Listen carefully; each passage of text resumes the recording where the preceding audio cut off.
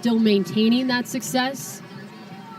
See a lot of guys sometimes get out of the routine, have some trouble as the 2-2 misses high and away. Count goes full. It can take some time to settle back into a routine with a new team, with a new level, and facing different pitching, but that is not the case for Castillo. 3 balls, 2 strikes, and the pitch. High and outside, ball 4, and that is the second walk of the inning issued by Hayden Mullins. Already up to 25 pitches here in the first. Here comes Callan Moss. The Sea Dogs already have some guys up and walking around in the bullpen. They don't want to let this game get away from them like it did last night. Mullins looks to first. And the pitch. This is high, ball 1. And Mullins' pitch count continues to climb, and that's probably what they're keeping an eye on the most. It's just number of pitches in a single inning. Especially in the first, might have a little bit of a longer leash for Mullins, see if he can have Moss put the ball into play, hope for a double play. Already is facing his 6th batter of the inning, the 1-0. Hit on the ground, third base side, and the count evens 1-1.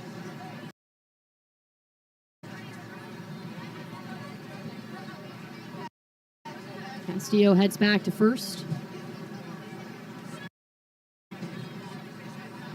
Moss was the guy who really broke the game open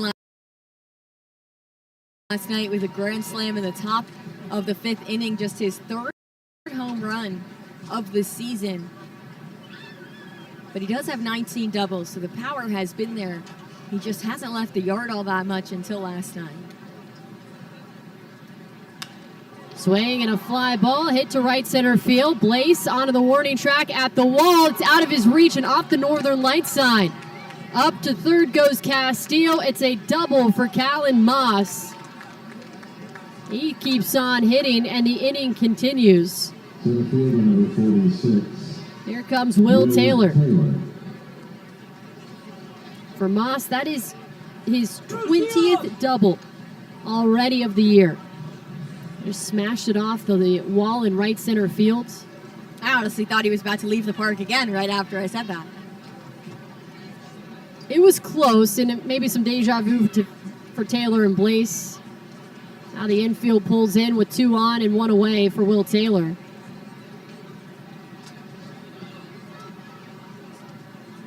The pitch. Swing and a foul ball straight back for strike 1.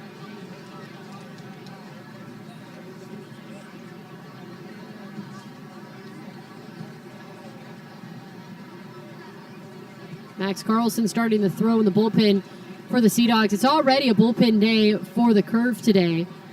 Sea Dogs were not expecting to go to the bullpen this early, just waiting for Mullins to try to get out of this inning. The 0-1 fouls it straight back, and the count falls to 0-2. So Mullins ahead in the count after another sinker at 92. Kids keep filing in for Camp Day. I do like Camp Day because of the t-shirts. All the groupings of different colors. We have gold, neon yellow, neon pink. Red is coming in. We have some light pink in front of us here in the press box. Good smattering of colors today. The 0-2 called strike 3 on the high and inside corner. Fires in the slider high and in, and that's the second out and the second strikeout of the inning for Hayden Mullins. Major pitch for Hayden Mullins. Strikeout on very few pitches, finding some rhythm up there. And now it doesn't matter that the double play is not a potential option anymore. Sea Dogs just need to play it out to first if it's on the ground. First pitch to Matt King. Hit on the ground left side, backhanded by Arias, but no, it slides under his glove. 1 run scores. Here's the throw to the plate, and it's not in time. 2-run single for Matt King, and it is 5-0 Altoona in the top of the first. Here is Samuel Escudero, the 9th batter to come to the plate. Here as Mullins is over 30 pitches in this inning with 32.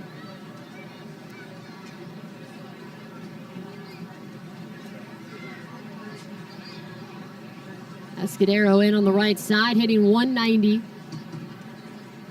First pitch. This is high and outside, ball one.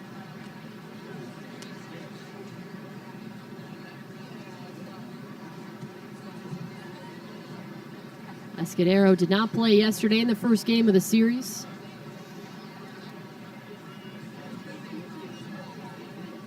One 0. This is high and away, ball two.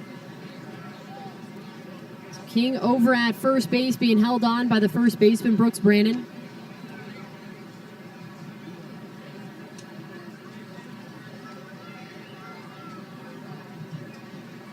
Two 0. Swing and a miss. And after the initial first couple of batters, we haven't seen the changeup too often from Mullins. It's really been a sinker as his fastball and then slider for the breaking pitch. As the signs again from Baez behind the plate. The 2-1. Swing, and he lines it hard and foul left side. Up and over the Sea Dogs bullpen. The count evens 2 balls and 2 strikes.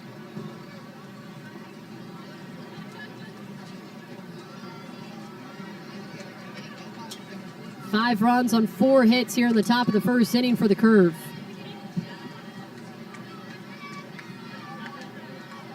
Mullins sets the 2-2. Swing and a liner hit right to Franklin Arias at shortstop. He makes the catch, and the inning comes to an end.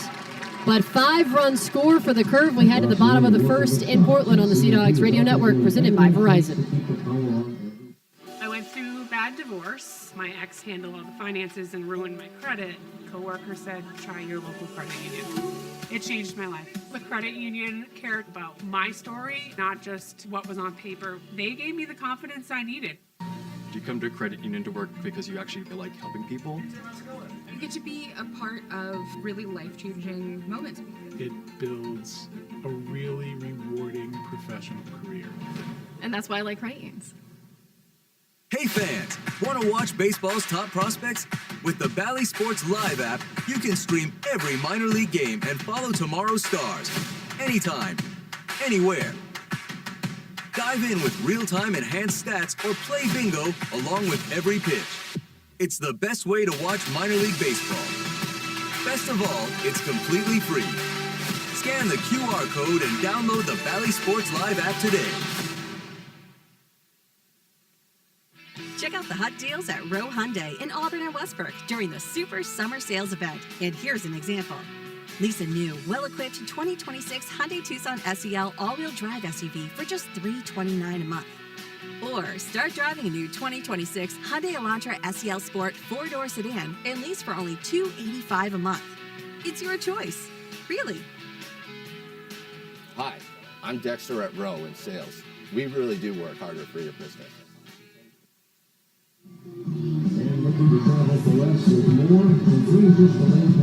Bottom of the first inning back in Portland. Sea Dogs trailing 5-0 behind the Altoona Curve. After the Curve put up 5 runs in the top of the first inning, highlighted by a 3-run home run by Titus Dimitru. And now will be a Christian Tortosa to start what will be a bullpen game for the Curve. And he will face Franklin Arias, Miguel Blaze, and Nate Baez here in the bottom of the first inning. Franklin Arias right now the number 1 prospect of the Red Sox organization. First pitch, called strike on the inside part of the plate. And some exciting news announced prior to today's game was Arias and Anthony Ianson, the pitcher for Portland. Here's the 0-1. This is outside, ball 1. Will both be participating in this year's All-Star Futures game that takes place during the All-Star Game festivities on Sunday, July 12th. So kind of before really even the break begins, as the 1-1 pitch misses outside, ball 2. But Sea Dogs have really had so much talent come through the last few years. It is always exciting to see one player go for a minor league team, and it's actually pretty rare even to see one. The 2-1 misses low and inside, ball 3. But to see multiple members on your active roster going to the Futures game is really, really special. Have a lot of fun activities plan throughout that the prospects can compete in. And Arias draws the leadoff walk at the bottom of the first inning, but saw Roman Anthony participate in the home run derby, putting a name out there for himself when it comes to those power numbers. Kyle Teal, Marcelo Meyer, also former participants. Luis Guerrero, the right-handed pitcher. I believe Tristan Casas won it as well. I mean, it's a lot of really talented players last couple of years as this pitch misses inside. Gets away from the catcher, Escudero. Up to second goes Arias on the wild pitch.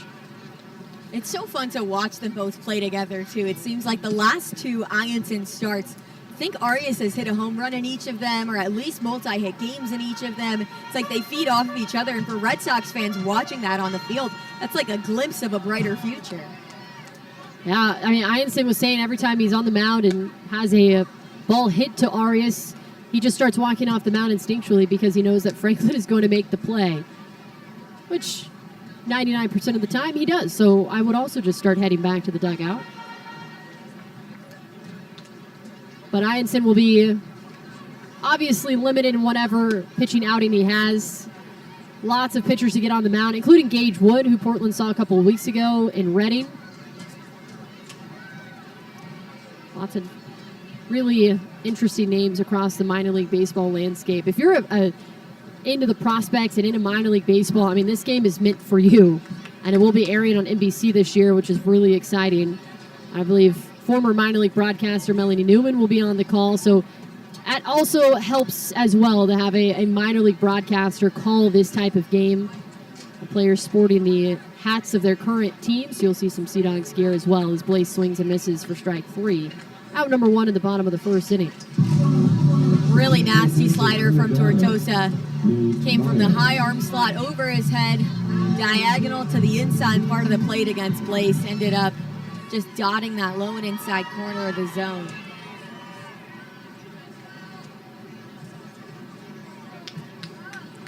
Here is Nate Baez, team leader in doubles right now with 16. Had his 8th home run of the year last night. Pitch misses outside, ball 1.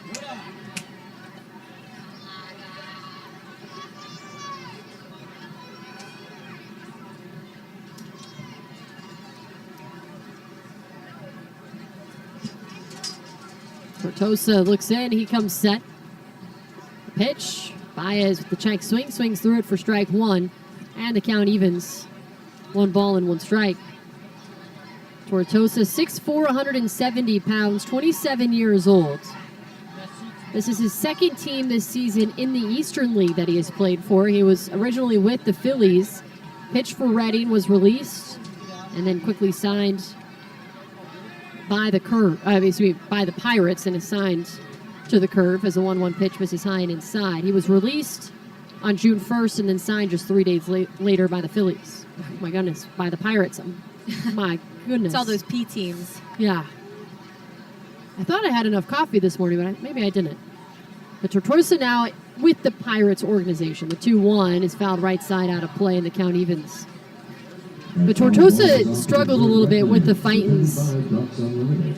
He allowed 15 earned runs in 16 2/3 innings, went 1-0 with an 8.10 ERA and 13 appearances.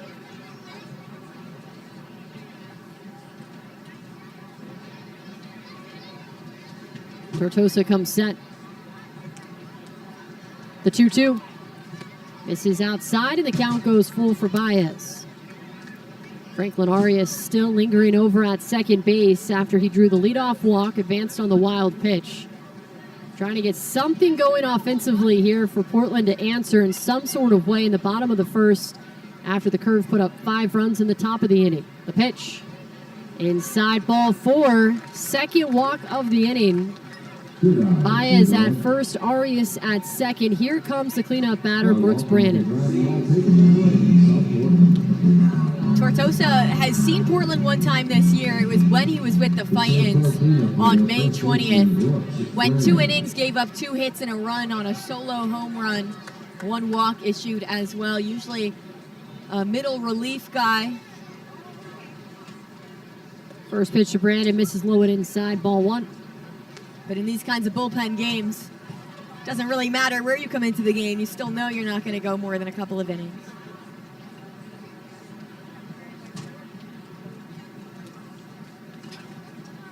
Lefty sets the 1-0 outside.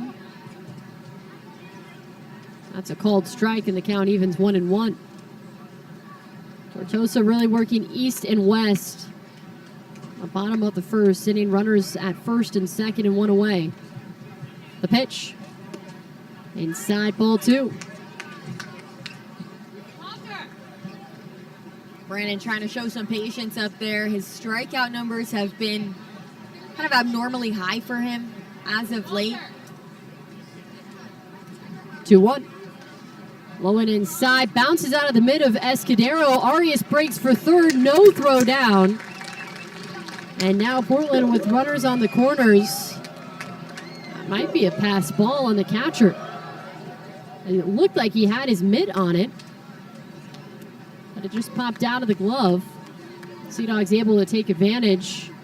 Brandon at the plate with a 3-1 count. Yeah, it is a pass ball on the catcher, Escudero. 3-1, misses outside, ball 4. 3 walks in the inning, load the bases. Brandon at first, Baez at second, Arias at third. Here comes Jack Winne, the designated hitter. And with 3 walks issued already, a coach coming out of the bullpen, or not the bullpen, the dugout to talk about it, Jack Winne, one of the last people you want to see at the plate, especially in the absence of Will Turner, who's currently on the injured list. Winne came up from High A Greenville after spending the first half of the season down there with over 50 walks on the season. Already has 5 walks and 5 hits in his first 6 games. 7 runs scored in his first 6 games for the Sea Dogs. He has been an on-base machine, so a good guy to have up in this situation with 1 out and the bases loaded.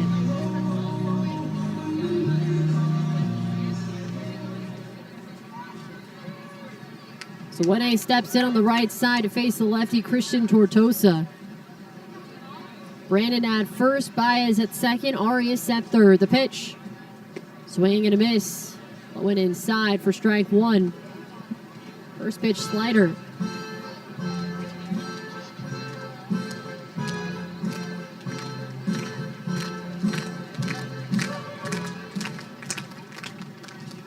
A 1. Hit on the ground, third base side. Arias jumps out of the way of it as it bounces foul for strike 2.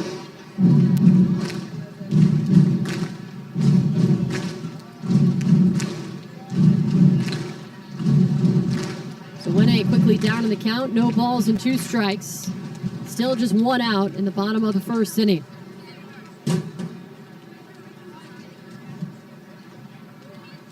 Tortosa with the glove on his right knee, that deep bit at the waist. The 0-2. Low and inside again. It skips away from Escudero, rolls to the backstop. Arias scores on the wild pitch. And the Sea Dogs are on the board 5-1 in the bottom of the first inning. And after Arias drew the walk, he advanced to second on a wild pitch, third on a pass ball, now scores on another wild pitch.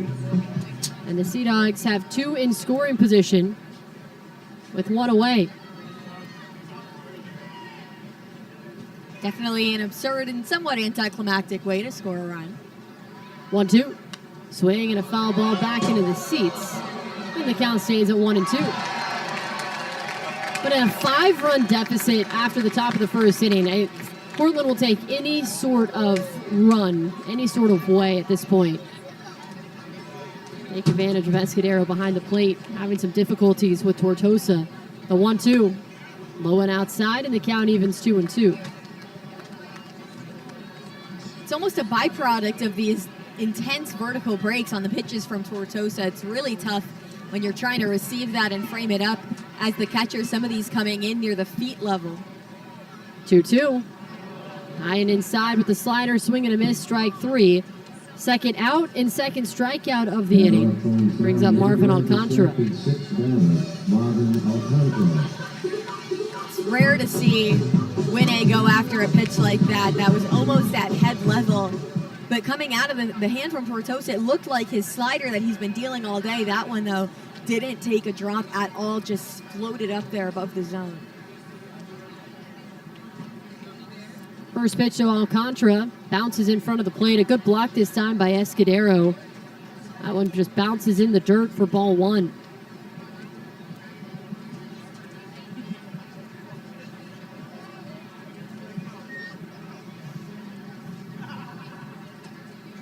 Tortosa sets. 1-0. High and away, ball two. Contra being patient. I mean, all three base runners in this inning have reached via walks. The 2 outs recorded via strikeouts. The 2-0. Low and outside, ball three on the fastball at 94. So Alcantara just being patient, knowing Tortosa's having some difficulties finding the zone. Escudero having some difficulties receiving. Trying to draw at this at bat, maybe get another wild pitch to advance the runner. The 3-0. That's a called strike, just barely clipping the inside part of the strike zone for a called strike with a slider.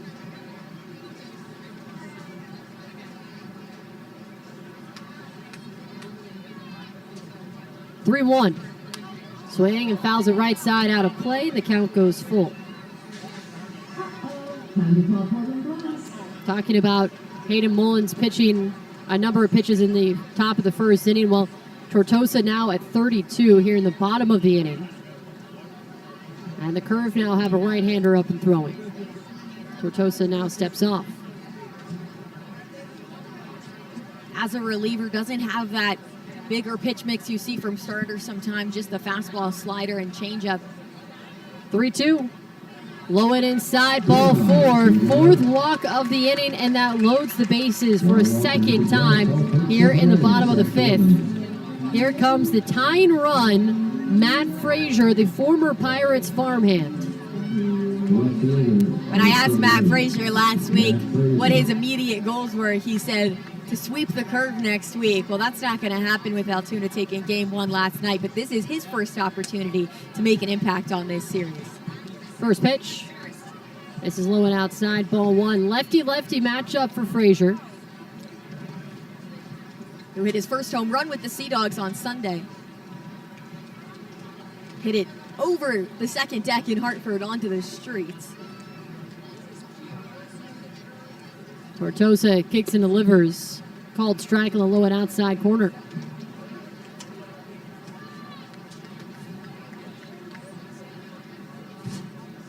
Alcantara at first, Brandon at second, Baez at third. Bases loaded, all via walks. The 1-1. Low and outside, ball two.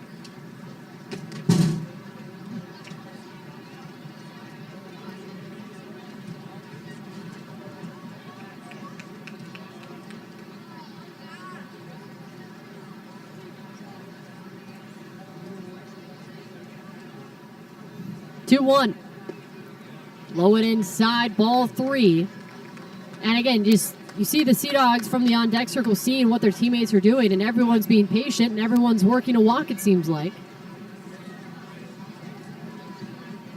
Tortosa just keeps hammering the bottom of the zone, but he's missing down low. The 3-1 just clips the bottom of the zone for a called strike two.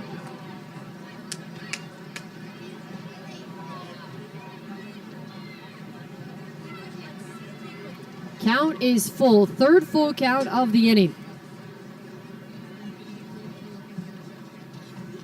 Here's the payoff. Called strike three, low and outside on the 39th pitch of the inning. After 4 walks, Tortosa strikes out the side, and the Sea Dogs head to the top of the second, trailing 5-1 on the Sea Dogs Radio Network, presented by Verizon. Any job goes more smoothly and successfully with the right people on your team, like the people at Hammond Lumber Company, where you'll find high-quality building materials from industry-leading suppliers and get expert advice and professional services. Hammond offers timely delivery with their own fleet of trucks, with boom and forklift trucks available. For your next project, get the materials and services you need to succeed from Hammond Lumber Company, your building project partner. You might think it's easier to start tomorrow, or next week, or next year. But at Maine Health, we believe your best self starts today. Our local programs and care teams are here to educate and motivate healthy choices and habits, while nationally renowned specialists provide you with leading-edge treatments and personalized care options. We're always on your team, in your corner, and by your side. That's health and care in harmony. Mainers are tough as nails, and when it comes to quitting smoking or vaping, we don't give up, because Mainers know every quit attempt is a step in the right direction. The Maine Quit Link offers free help to stop smoking and vaping, including personalized quit plans and free nicotine gum, patches, and lozenges. Because quitting tobacco with a little extra help is more successful than quitting cold turkey. Quit like a Mainer. Enroll online at MaineQuitLink.com or call 1-800-QUIT-NOW.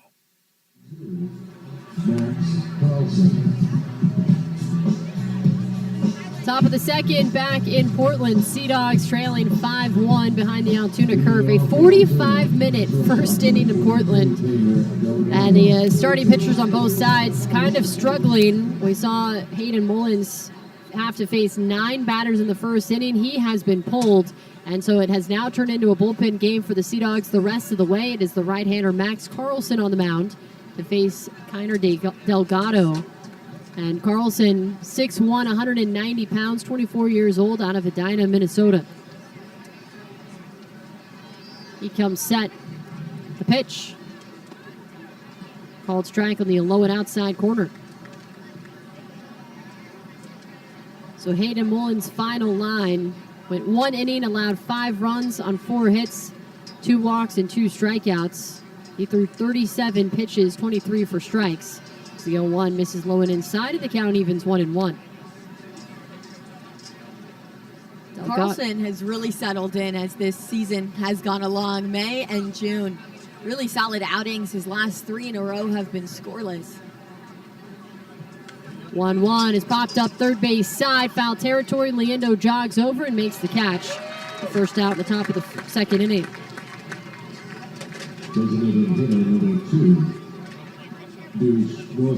There is Deuce Gorson. In fact, hasn't given up more than 2 runs in an outing since April when he did so multiple times. But since May and June, he has become a totally new pitcher out there.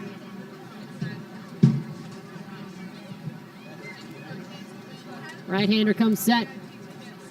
The pitch. Called strike on the inside part of the plate. Carlson with that fastball, change up, sweeper, and a cutter.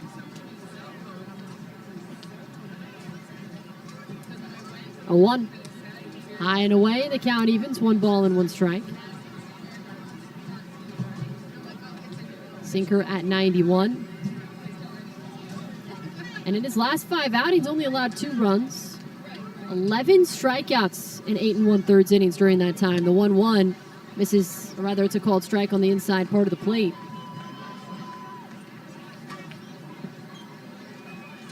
Ahead in the count, 1 ball and 2 strikes with 1 away in the top of the second.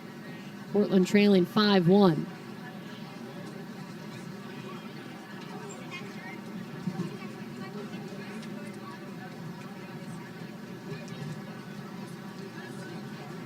One-two to Gorson.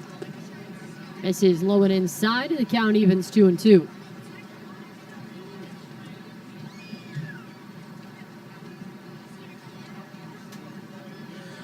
Gorson with the slightly open stance and on the left side. Carlson sets up on the first base side of the rubber, and the 2-2 is found left side out of play. Count stays even. Against the lefties, a little bit of an interesting angle coming from the extreme right side of the rubber. Adds a little bit of, I'd say, some more depth to lefties. You can throw more to that back foot. The 2-2, high and away, ball 3, count goes full.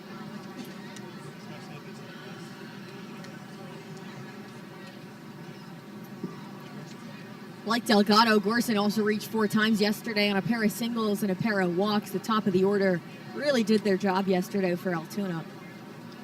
3-2 is lofted down the right field line. Blaze to his left makes the catch, and 2 away. Here comes Lonnie White Jr. Right field number 3, And that type of production, that's all you ask for from those 1 and 2 hitters. You see that type of production from Franklin Arias every day.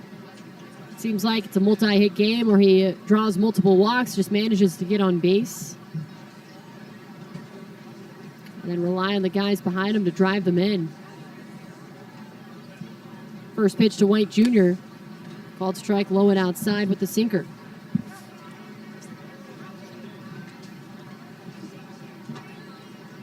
Franklin Arias for Portland has been Sea Dogs just about everyday leadoff batter, and he leads the team in runs scored because he gets on base so often. A 1 swing and a miss for strike 2 on the breaking ball, low and outside. And Carlson doing a good job being very efficient with his pitches. Ahead in the count, 0-2 with 2 outs, nobody on in the second.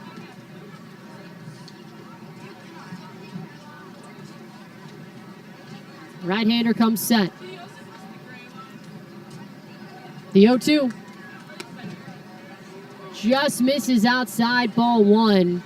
I was close. Carlson and the rest of the Sea Dogs infield moved as one unit to the left of the field towards the Sea Dogs dugout, thinking that was going to be a called strike 3. So we'll try this again with 1 ball and 2 strikes. 2 away, the pitch. Misses just a little bit low that time as Carlson continues to nibble around the strike zone. The count evens 2-2.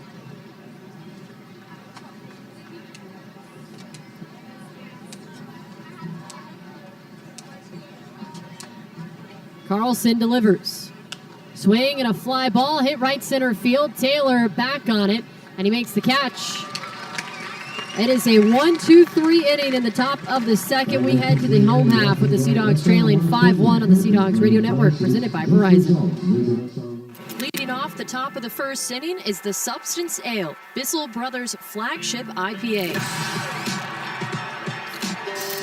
Hailing from Portland, Maine, standing at 16 ounces tall, Subby, as his teammates call him, was an early standout in his 2013 season debut, delivering bright and balanced hop flavor alongside smooth, crisp, Maine-made satisfaction. Find Bissell Brothers all season long at Hadlock Field. You earned it, bud. Get a red-hot deal at Rowe Hyundai in Auburn and Westbrook during the Super Summer Sales Event. And here's an example. Lease a new, well-equipped 2026 Hyundai Santa Fe SEL all-wheel drive SUV for just $438 a month. Or put the family in a roomy new 2026 Hyundai Palisade SE all-wheel drive SUV and lease for only $445 a month. It's your choice. Really. Hi, I'm Liz from Rowe Finance, and we really do work harder for your business. You put your whole heart into this place because you're proud to be a New Englander. Working long hours, helping neighbors, and giving every day your all. Lighthouse Credit Union was created by and for your community to help you stretch every dollar, borrow money with confidence, and save for the future. Because we know that the people that keep this place running are the ones that make it feel like home. Lighthouse Credit Union, for those who keep the lights on. The second inning is sponsored by Maine Quickly. Maine hit 3 helped to put the back. Bottom of the second inning, back in Portland. Sea Dogs trailing 5-1 behind the Altoona Curve. Max Carlson came in the top of the second in relief. A good sort of bounce back outing, or bounce back inning, I should say, for the Sea Dogs defense. Gyring the side in order. That'll be now a new pitcher on the mound for the Curve. Jacob Deese, the right-hander, face Nelly Taylor, left-handed hitter. Taylor, Liendo, and Arias due up. Deese kicks and delivers. First pitch going outside, ball 1. And ultimately, if you're the Sea Dogs, as nice as it is to continue to load the bases with walks, you do want to see the ball go over the plate, because when you're down by 4 runs, you're more likely to bring those back if you're putting the ball in play. 0-1. High and away, and the count evens 1-1. Sea Dogs working 4 walks in the bottom of the first inning. That was against the starter Christian Tortosa. 1-1. Called strike on the outer half, and Taylor quickly down in the count, 1-2. He's 6'1", 195 pounds, 25 years old, out of Houston, Texas. Drafted out of the University of Houston in 2022. 1-2 to Taylor. Misses outside, and the count evens.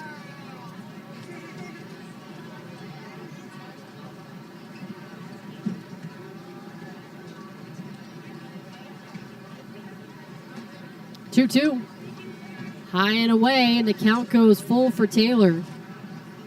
The Sea Dogs' patience continues after they worked 3 full counts in the first inning against the starter Tortosa. The payoff. Swing, and Taylor hits it high in the elevator shaft, right side of the infield. King, the second baseman, shielding his eyes from the sun, makes the catch a foot on the outfield grass for the first out in the bottom of the second. Third baseman number 51. Here comes Auburn Liendo. We've seen Liendo's playing time a little bit more limited ever since the promotion of Jack Winne from High A Greenville. But it's so hard to take him out of the lineup the way he's been playing in the month of June. Has reached base. First pitch misses low and outside, ball 1. In every single game he's played in since May 29th, that's 24 straight games. 1-0. This is outside, and the count falls to 2-0. I mean, not to mention his defense as well. Talked about Castillo on SportsCenter. Well, Liendo has been on SportsCenter a couple of times as well. Third base. 2-0. Misses inside, ball 3. His athleticism, his instincts, really special to watch out there. When he puts that together with the power that he's been showing in June. 3-0 misses inside, ball 4, 4-pitch walk in the bottom of the second. Really shows the potential of what he can become for this Red Sox organization. Now back top of the order with Franklin Arias.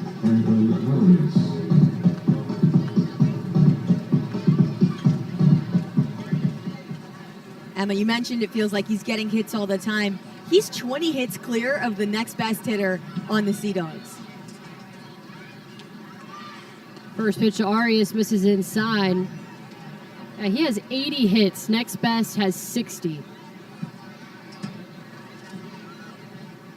See triple-digit hits from Arias. If he stays with Portland, I mean, obviously we hope he's through the All-Star break as a check throw to first, and Liendo is back safely. I think it was the Boston Globe today published a story asking, when will Arias be promoted to Worcester? Everyone is asking, and everyone has been asking since April. But at this clip, I mean, Arias could eclipse 100 hits with the Sea Dogs. Here's the 1-0. This is inside and almost hits him as the count falls to 2-0. It's been amazing lately as well. Had the 4th best average in the Eastern League in June. Johanfran Garcia had the best average, so Sea Dogs repping 2 of the top 4 for Arias. A hit in 8 of his last 9 games. 2-0, it's a called strike on the inner half. 7 multi-hit games in those 9 games, and one of the 9 games was just a single pinch hit at bat in the 9th inning. So if you take that out, it would have been an 8-game hit streak with 7 multi-hit games entering today. 2-1. Inside and high, ball 3. Just an unreal tear for Franklin Arias. Interestingly enough, has actually not won a Player of the Week honor, has only won Player of the Month back in April. Talking yesterday about all the accolades that the Sea Dogs have racked up this season. A 3-1 called strike on the low and outside corner, and the count goes full. Right now, Sea Dogs with 6 of those Player of the Month, Pitcher of the Month, Player of the Week, Pitcher of the Week awards. 6 is the franchise record in a single season. They've done it a couple of times. They did it in 2024. And I believe 2023 as well. But if the Sea Dogs get another, I mean, that would be the most of those types of awards in franchise history. Time is called now by Arias, and he steps out. But I would venture a guess. We have 2 Sea Dogs that are in conversations for Pitcher of the Month of June for Ianson and Gage Zeal. The 3-2 pitch. Heads up! Just in front of us. Count stays full. I think Anthony Ianson, Gage Zeal, who had same amount of starts but multitude of more innings. And then Johanfran Garcia, like you mentioned earlier, outstanding month. As that one misses high and inside, and the count goes out. Arias draws the second walk of the ball game. Couldn't let the women taking pictures in front of us reach the same fate that I've faced this year so far. Back to the ball, foul ball coming straight at them, but managed to avoid injury. Sea Dogs threatening now with Blaze at the plate. 2-1 and 1 away in the bottom of the second. First pitch misses low and inside, ball 1. Time called by Escudero. And here comes Andy Fox. The manager for the Curve hustles out to the mound to talk with the entire infield.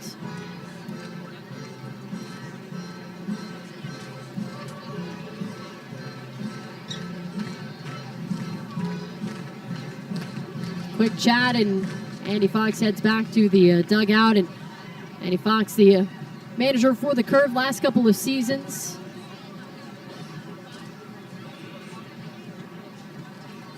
Quick chat on the mound with Jacob Deese ahead of Miguel Blaze with 2 on and 1 away. Sea Dogs have already doubled their walk total from last night's game. 3 last night, 6 today. 1-0 to a Blaze is a called strike. Outside part of the plate, and the count evens 1-1. Blaze struck out in the first inning. As the Sea Dogs, it's all been walks. They have not reached on a hit today. 1-1. Ground at third base side, back hit it by Castillo. Spins, throws to second, on to first. They don't get the double play, but how about Castillo spinning on his hand, throwing over to second, and they get Franklin Arias 5-4 with the force out. Here it is on MLB TV on the replay. Spinning around on his right hand, using that as the anchor, and fires over to second. Another highlight-worthy play. It's amazing. I was about to say, there's the first hit of the day for Miguel Blaze, but Castillo at third has been shut down. There's Nate Baez, runners on the corners. Our first pitch misses low and outside for ball 1. Yeah, I wouldn't recommend hitting over to the left side of the infield at all. With Tough Castillo. for a team that's almost entirely composed of righties. Good practice for opposite field hits today. Keep it away from Castillo. 1-0, the swing and a miss. The count evens 1-1. Well, assistant hitting coach Elijah Boyer did tell me that right center has been a big focus lately. Wants the guys to focus on trying to hit it to right center because that keeps them from pulling it. 1-1, a called strike 2 down the middle.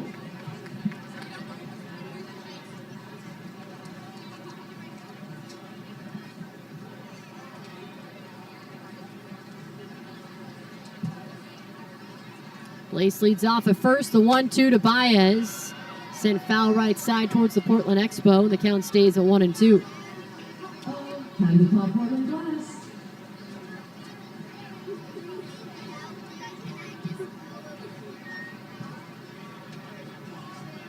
Baez takes a deep breath, stands back in on the right side as Deese looks in. Has the signs from Escudero. Spins, throws to first. Blaze is back. Liendo over at third. Thought about it for a hot second, but returns to third.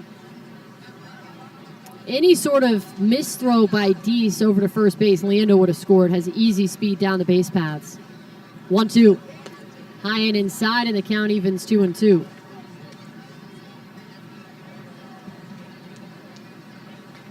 Baez was the only Sea Dog with a multi-hit game yesterday. It was his 10th of the season. 2-2. Swing and a fly ball hit down the right field line and out of play.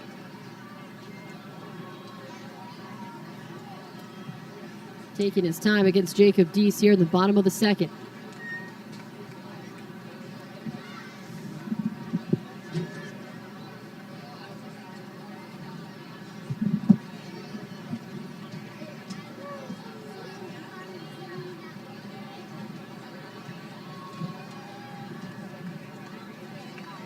Two balls, 2 strikes, 2 outs, and 2 on for Portland. Sea Dogs trailing by 4 in the bottom of the second. The pitch. Another one fouled right side. Nate Baez just continues to battle, and Baez has had some of the longest at-bats. He worked the count full in the first inning, drew a walk, was left on at third. Here he is, the 8th pitch of the at-bat. The pitch, check swing inside, and that hit Baez. Got him on the bottom of the hand, and that loads the bases. Baez at first, Blaze at second, Liendo remains at third.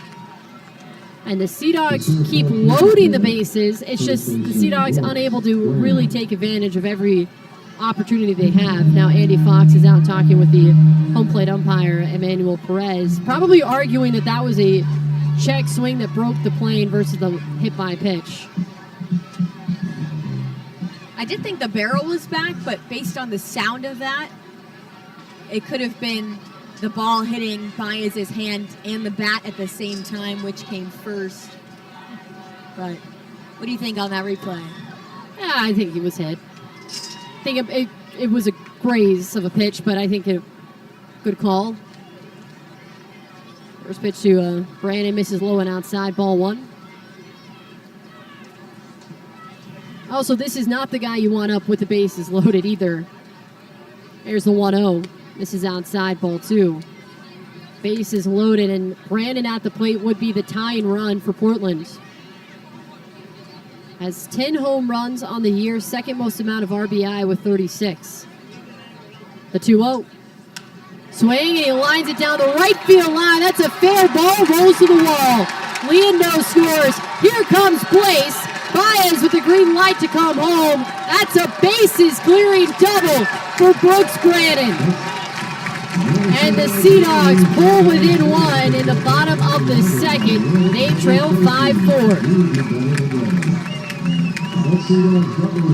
Huge moment for Brooks Brandon, who's had a bunch of near misses as of late, but this is the Brooks Brandon the Sea Dogs know and love, especially here at home, known to play his best baseball here at Delta Dental Park. And you mentioned it, Emma, that the Sea Dogs had the bases loaded in the first and didn't really take advantage to the extent that they could have. Now it's back in a competitive ballgame. 104 off the bat of Brooks Brandon. Stands at second as the tying run. First pitch to Jack Winne is a called strike on the outside part of the plate. Winne struck out swinging against the starter Christian Tortosa. And when you look at that play, you think about how huge it is that Miguel Blaze, pitch misses low and outside, ran out that fielder's choice. That could have been an inning-ending double play, but Blaze was ahead of the throw by a step.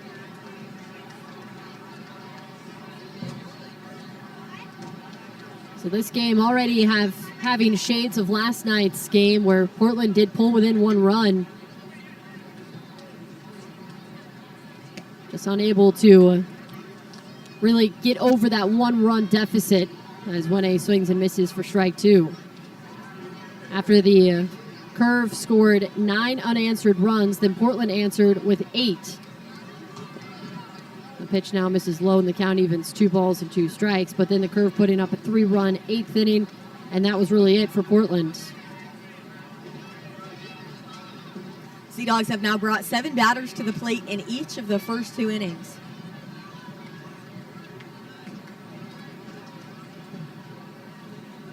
Two. Swing and a foul tip. That got a piece of Escudero, who's down on his hands and knees behind the plate. The foul tip, and Winne walks around the back of the plate, gives Escudero some extra time.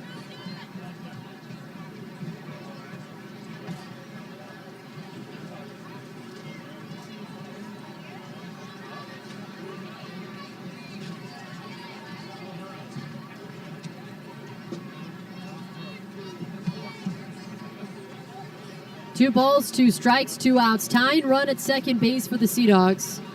They trail 5-4 in the bottom of the second.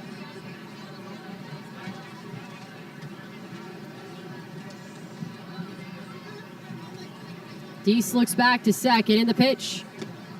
Called strike 3, low and inside. Winne goes down on strikes for the second time today, but the Sea Dogs get 3 runs across. They trail 5-4 as we head to the top of the third in Portland on the Sea Dogs Radio Network, presented by Verizon. You can't see the heritage that goes back over 100 years, or the obsessive scrutiny of hand-selecting the world's finest coffee beans bag by bag. You can't see any of this unless you find yourself in Malden, Massachusetts. where for 5 generations we've been crafting small batch aromatic blends for coffee enthusiasts everywhere. From the land where coffee's done right. New England Coffee, grounded in New England. Hi there, Maine. At Northern Light Mercy Hospital, we're reintroducing ourselves, and it starts with a word as warm as the care we're known for. Hello. As in, hello, 43 new experts, with more on the way. Hello, powerful collaborations in cancer care. And hello, advanced facilities within reach. It's time to welcome brand new beginnings, because we're just getting started. Northern Light Mercy Hospital. How are you?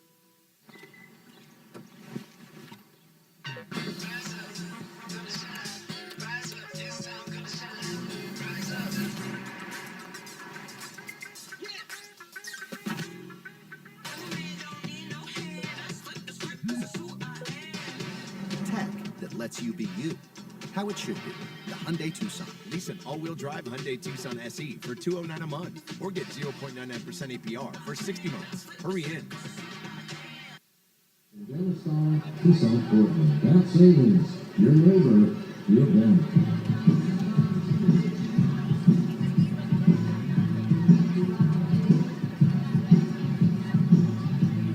Leading off for Altoona. Left fielder number 47, Titus Dimitri. Top of the third inning, back in sunny Portland, Maine. Sea Dogs trailing 5-4 after the 3-run double by Brooks Brandon in the bottom of the second. Max Carlson on the mound.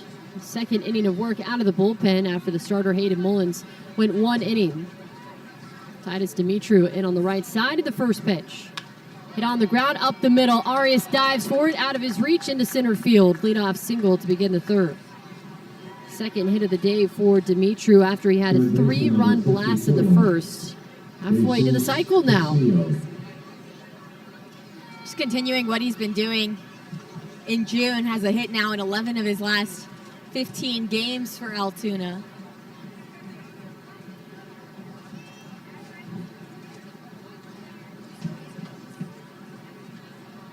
First pitch, called strike on the high and inside corner.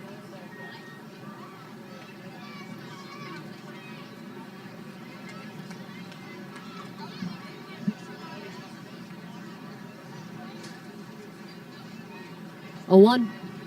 Swing, and he muscles out a base hit to right field. Back-to-back hits for the Curve to start the top of the third inning. Dimitri now into scoring position at second. First baseman number 25, Callan Moss. Here comes Callan Moss. Doubled and scored a run in the first, and that is where all of the runs have come from for the Curve in that first inning. They scored 5 runs on 4 hits. First pitch swing and hit to Arias at short. Bobbles it slightly, throws to second, on to first. And that's a 6-4-3 double play. Huge for the Sea Dogs. Center fielder number 46. That is Dimitri, who moves into third on the play. Even with the bobble, after recovering from that, Arias was able to get the transfer out quickly on target, not off level, and then Alcantara almost pulled Brandon off the bag, but still beat that runner by a good margin. The Sea Dogs defense has been phenomenal, turning double plays all season, especially those two. First pitch swinging to Taylor, skies it deep left center field. Taylor onto the warning track, makes the catch, and the inning comes to an end. Curve strand a runner in scoring position. We head to the bottom of the third. Portland trailing 5-4. The Sea Dogs Radio Network presented by Verizon.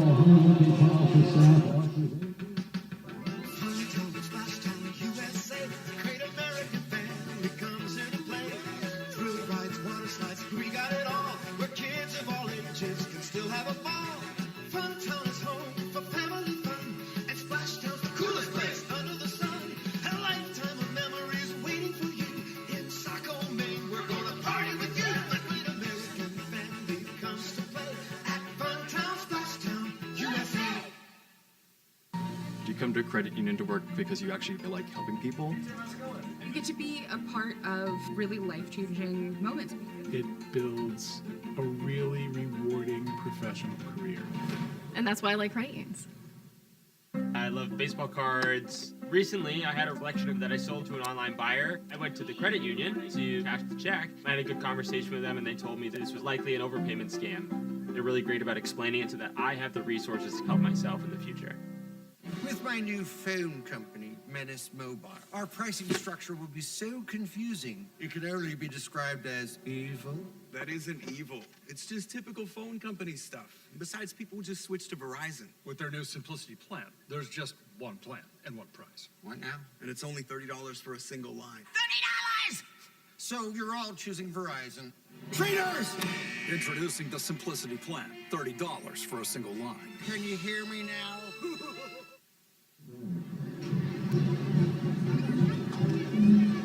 Bottom of the third inning, the Portland Sea Dogs trailing 5-4 behind the Altoona Curve.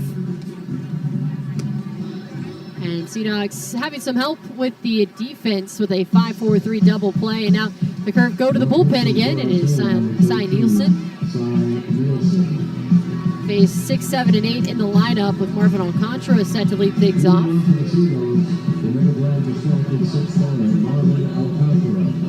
So Jacob Deese's day is done. Alcantara in on the right side, and the lefty Nielsen comes set. First pitch, swing and a foul tip at the plate for strike one. Sea Dogs have brought 7 batters to the plate in each of the first 2 innings. A lot of patience, a lot of walks, and free passes, including a hit by pitch against Nate Baez. Altoona has been hurting themselves early on in this game. 0-1 misses outside, and the count evens 1-1. Sea Dogs familiar with Cy Nielsen, saw him earlier on in the season.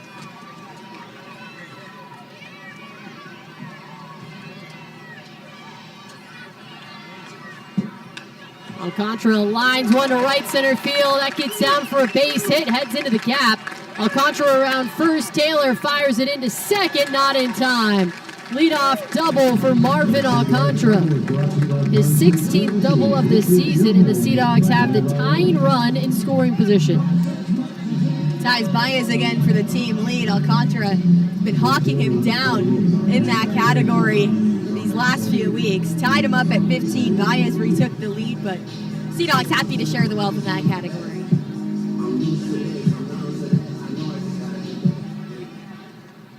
Here comes Matt Frazier.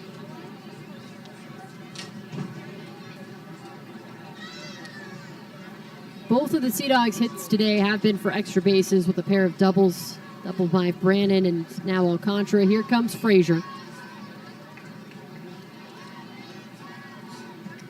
Nielsen sets, looks to second and now steps off as Alcantara is back standing. No throw.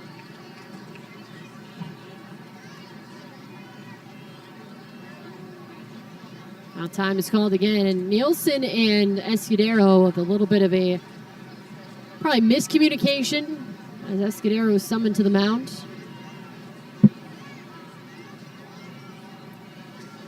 Nielsen, 6'3", 210 pounds, 25 years old, out of Spanish Fork, Utah.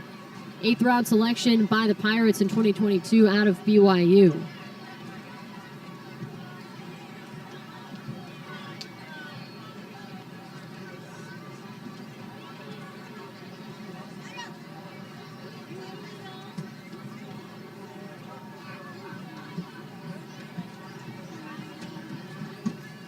Frazier taking his time before stepping in on the left side as Nielsen looks in. Just in the nick of time at 11 seconds on the pitch clock. The pitch. This is low and outside, ball one. Frazier struck out looking against Christian Tortosa in the first inning. Former organization, the Pirates, also played with the Curve. 1-0. Swing and a miss, and the count evens 1-1. Really nice looking slider from Nielsen. Started in the middle of the plate, ended over the righty box.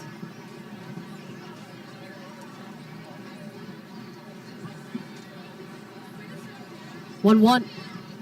Swing, and he taps it foul third base side, and Frazier now down to the count. 1 ball and 2 strikes.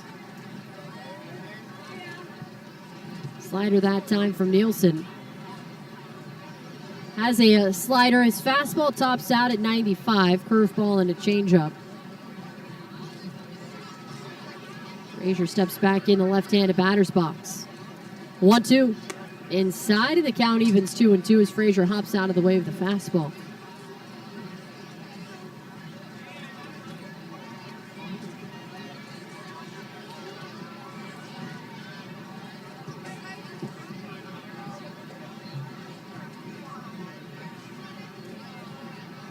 And the pitch, swing and a miss, strike 3, another slider.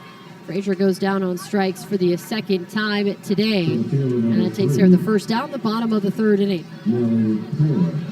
Here comes Nellie Taylor.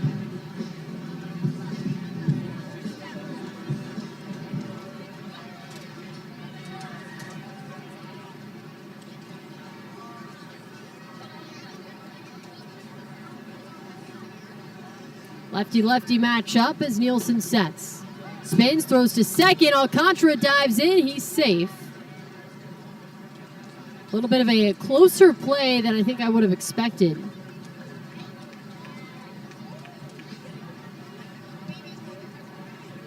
One of those where the second baseman not playing behind him too quickly, but then sprints in for the quick pick.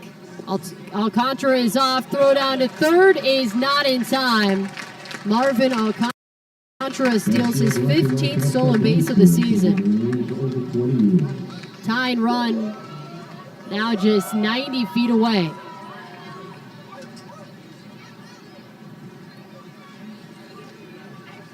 Taylor now just needs to put the ball in play, doesn't need to do too much, doesn't need to hit a home run. On the ground, get it to the outfield. Sea Dogs should be able to tie up this game. 1-0. Fouls it straight back, and the count evens 1-1.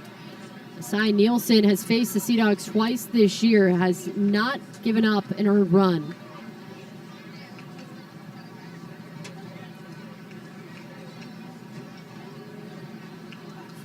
He sets at the chest. 1-1. High and inside, and Taylor moves his head out of the way for ball 2.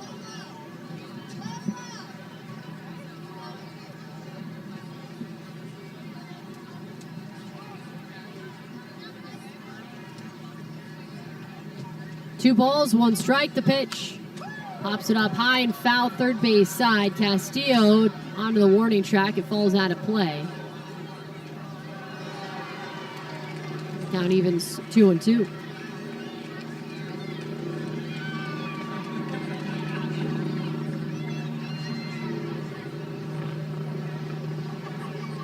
All four infielders playing in.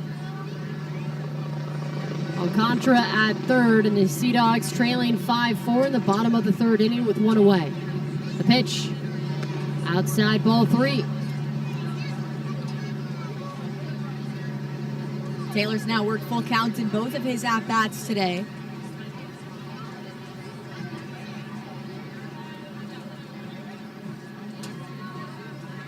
Nielsen sets, and the payoff. Swing and a miss, strike 3. Back-to-back strikeouts for Cy Nielsen, and you can't ask for much better of a bounce-back couple of at-bats following the leadoff double and then the stolen base by Alcantara, who stands at third. Now 2 away for Abram Liendo, who drew a walk back in the second and scored one of Portland's 3 runs that inning. Liendo stands in on the right side. Alcantara at third, he would be the tying run. Liendo at the plate, the go-ahead. First pitch misses low and inside, ball 1. With that walk, Liendo extended his on-base streak to 25 games with 23 RBI in that span, hitting over 360 with runners in scoring position since the end of May. Here he is again in that situation. The 1-0 misses outside, ball 2.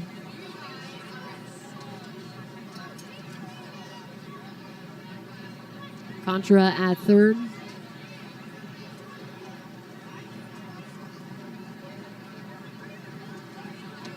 The 2-0. Hit on the ground, left side, bounces through a base hit. Abram Liendo ties the game with an RBI single in the bottom of the third with 2 outs. Sea Dogs and Curve tied at 5. Not just a 25 game on base streak, but a 10 game hit streak as well now for the third baseman. Sea Dogs claw all the way back, down 5-0 after the top of the first. Now we've got a brand new ball game for Franklin Arias. Stands in on the right side, runner at first, tied at 5 with 2 outs. The pitch. Called strike on the inside part of the plate.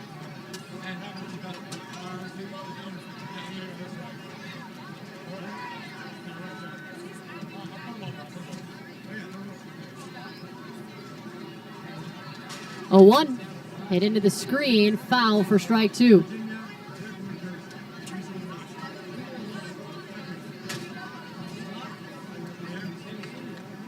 So Leendo the go-ahead run at first.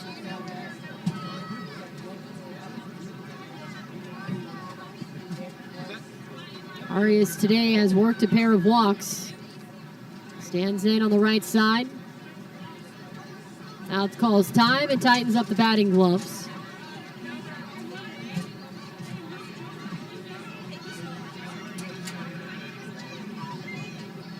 Nielsen sets, looks to first, the 0-2. Low and inside, ball 1.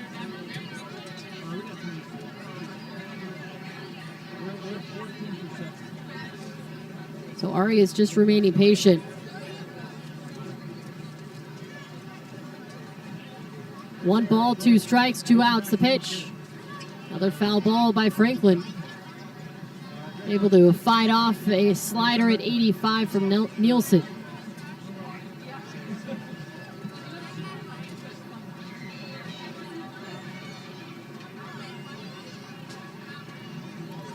Arias batting .328 this season, the top Red Sox prospect. Quick little throw over to first, and Leendo dives back in safely.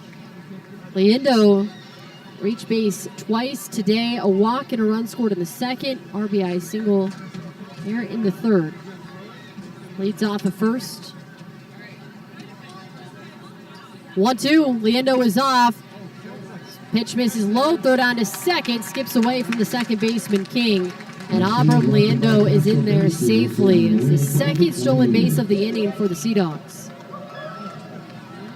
Good jump by Abram, and he had a little bit of an extra lead after Nielsen had the check throw over. That was the one and only disengagement, so Leendo was able to take an extra step and a half off for a little bit of an extra lead. Nielsen sets. And the 2-2. Outside ball 3.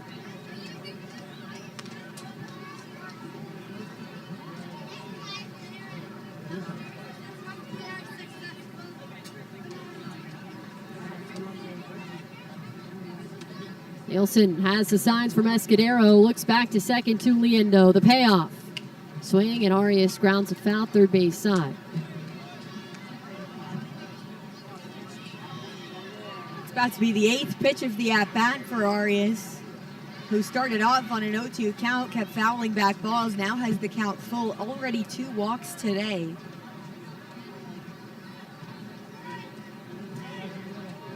Another payoff. Swing, and he drives it down the right field line and foul. Count stays full as Arias continues to battle.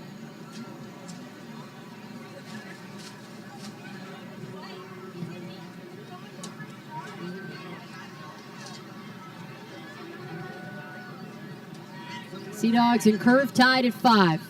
The 3-2. Swing, and Arias sends it high to left field. Dimitru turns to the monster. That ball is gone. Franklin Arias, his 17th home run of the season. It's a go-ahead 2-run blast, and the Sea Dogs score 7 unanswered runs to take the 7-5 lead at Delta Dental Park.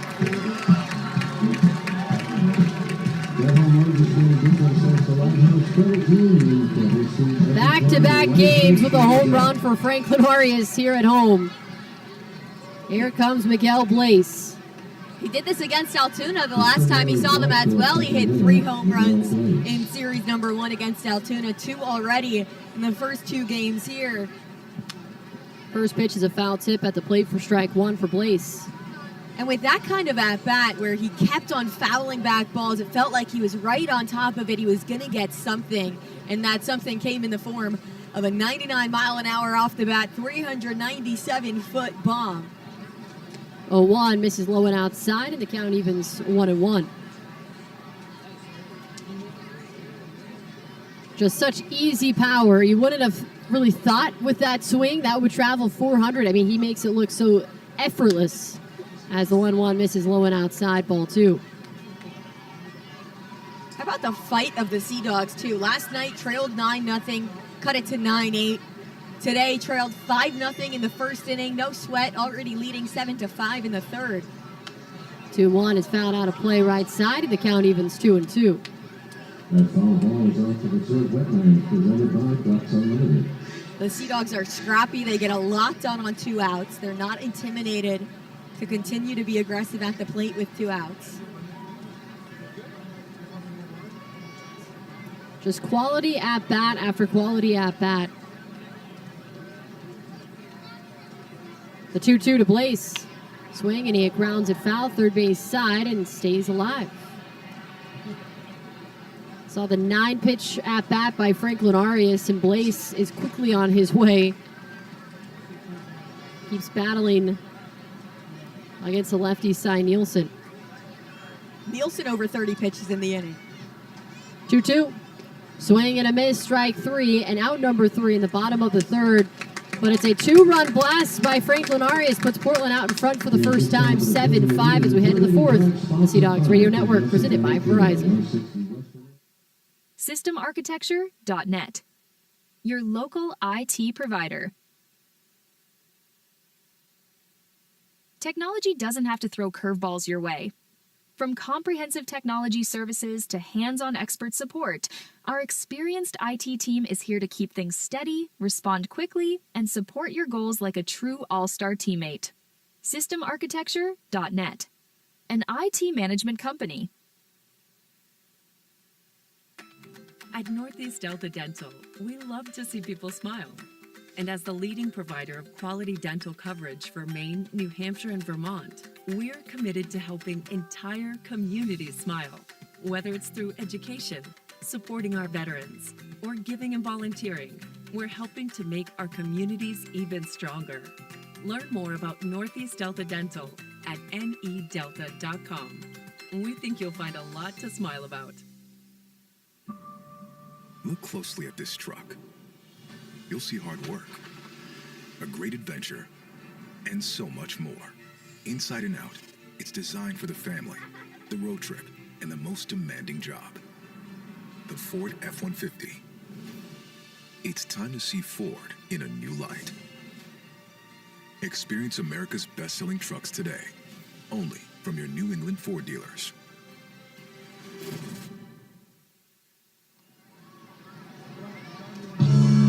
Top of the fourth inning, and the Sea Dogs leading 7-5 over the Altoona Curve. More on that on the play-by-play. Here is Perry Ketai. Thank you very much, Emma. 8-9 and 1 due up for Altoona in the fourth.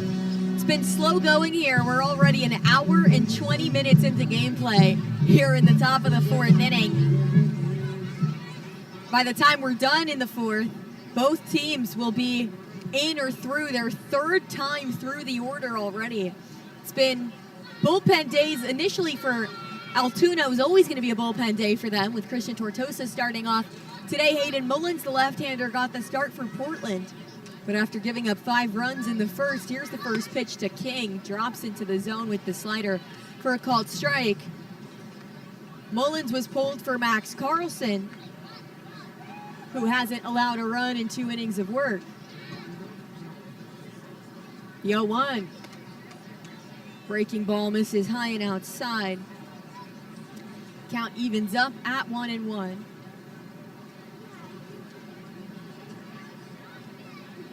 Matt King out of Houston, Texas, played at Arizona State with Nate Baez. The 1-1. Chopper towards short, backhanded by Arias off the bounce. The zip of a throw is in time.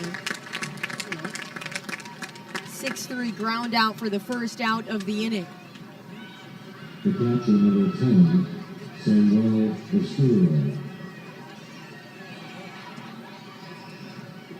Here is Samuel Escudero, the catcher today behind the plate. First pitch, pulled low and wide outside for ball one. Escudero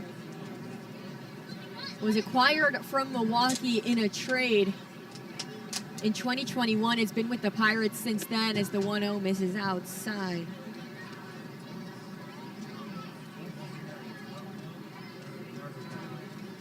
Still just 22 years old out of Venezuela. The 2-0. Fastball misses outside, and it's 3 balls, no strikes to Escudero. It's been a tough go at the plate today for Escudero. He's allowed 2 stolen bases as Carlson delivers a fastball into the zone to pull the count to 3-1. 0 for 1 at the plate, line down to Franklin Arias to end that nightmare first inning. The 3-1. Line drive to center field, coming in on it. Nelly Taylor makes the catch at chest level. Well hit ball, 102 off the bat. But Taylor barely had to shuffle his feet. Top of the order, third time through for Kaner Delgado. 1 for 2 with a single. Tied his career high with 4 hits yesterday.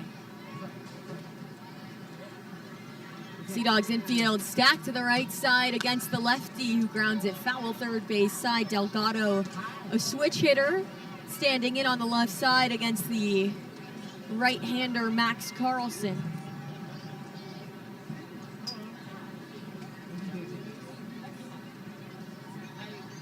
Carlson out of Edina, Minnesota. Fastball, changeup, cutter, sweeper, the 0-1. Pop up left side, trailing foul into the first section of seats.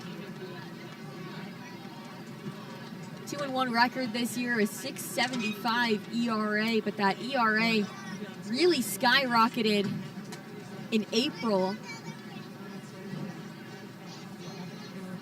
He had a 12.56 ERA at the end of April after 6 appearances. Just a 2.04 ERA in May, a 2.92 ERA in June as the 0-2 misses high and outside for ball 1. 1-2, nobody on, 2 outs. Sea Dogs lead 7-5. Trailed 5-0. They've scored 7 unanswered. The 1-2. Bounced inside, nearly hits him. Instead, the count just evens up. So for Carlson, that ERA, it's a bit misleading. It just doesn't represent the way that he's been pitching lately. He's shown immense control of his pitches. Really solid mixture. The 2-2 on the ground to first. Goes under Brannon's glove. And he reaches, he's going to second, but now caught on a big curve, and Carlson at first tags him out. A complete mental mistake from Kaner Delgado, who thought that ball got further away than it did.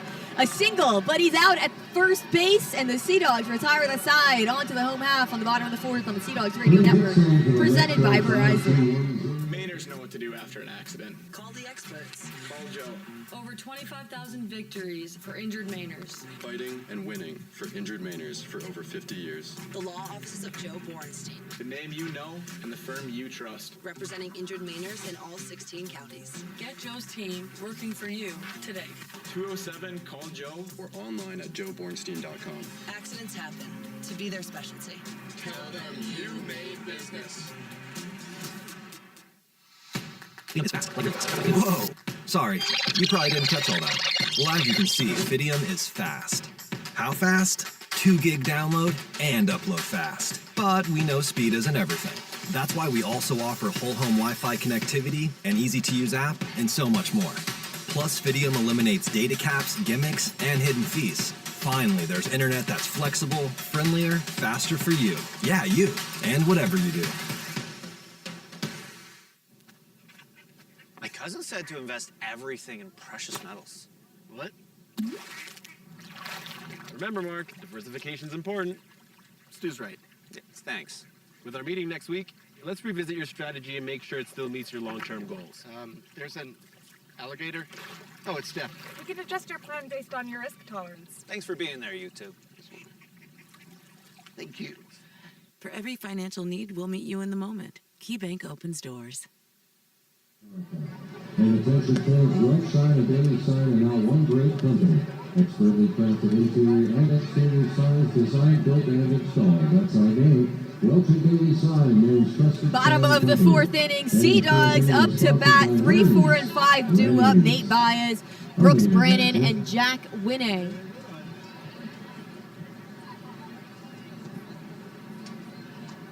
Leading off for the Sea Dogs. Baez and Brannon have both scored today. For Brannon, he cleared the bases with a 3 RBI double. We'll get to that in a moment. For Baez, he was hit by a pitch after a really long at-bat in the second. Came around to score on that Brannon play.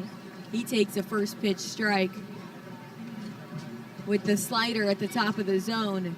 Nielsen back out for a second inning of work. First time today we've even seen a second inning, as that one's fouled back and out of play. Second inning from an Altoona pitcher. It's been Tortosa in the first.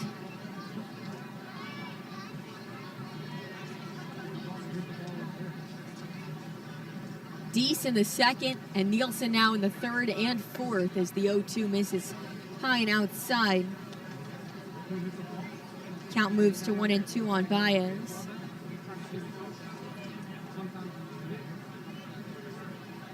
Baez behind the dish today, played every game last week. The 1-2. Foul ball, back and out of play again. Tied for the team lead in doubles.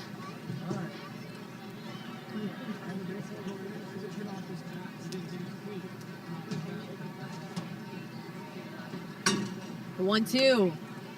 Swing and a foul tip. But Escudero could not hold on.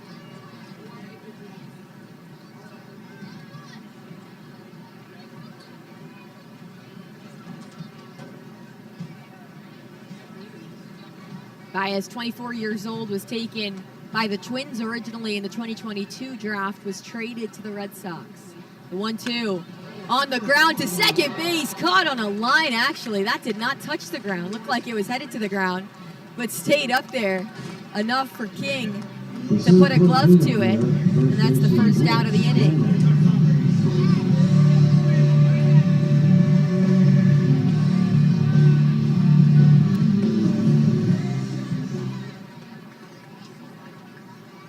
So here's Brooks Brannon with the 3 RBI double. It was the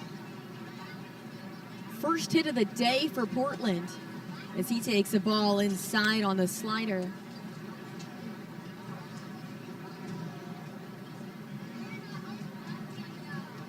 Portland 7 runs on 4 hits, 1 error. The 1-0, high and outside. Brannon ahead 2-0. That 1 error was on Brannon. It ended the top half of the fourth. Missed a ball that was a routine play at first, but then Kaner Delgado overran the bag at first, took too big of a curve. The 2-0. Brannon skies it to shallow center field. Sprinting in on it, Will Taylor there for the catch. Brannon and Max Carlson were able to tag out Delgado at first, so he made up for his own error. 2 up, 2 down in the fourth, though, for the Sea Dogs. They lead 7-5. Here's Jack Winne, who has 2 strikeouts today.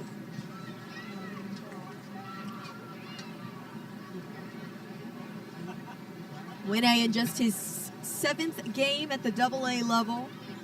First pitch, bouncer foul.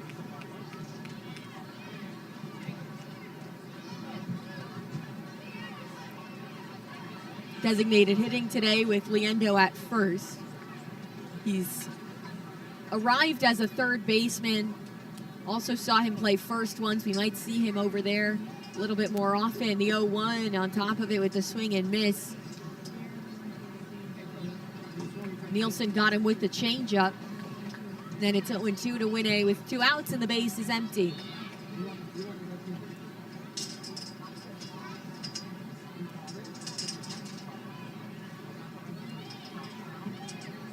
pitch. Soft grounder, foul, third baseline. A miss hit that could have operated like a bunt single if it stayed fair, but it did not.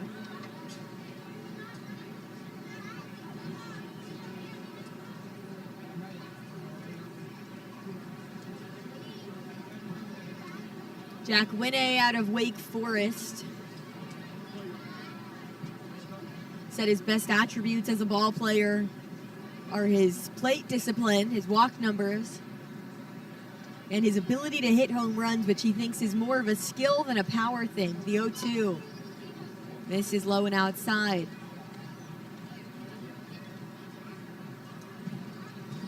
As for the developmental focuses, fielding at third base, it's a position he didn't really play in college. The 1-2. Swing and a foul tip, gloved by Escudero, and that is the inning. Both teams go down in order in the fourth. On to the fifth on the Sea Dogs Radio Network, presented by Verizon. I went through a bad divorce. My ex handled all the finances and ruined my credit. Coworker said, try your local credit union.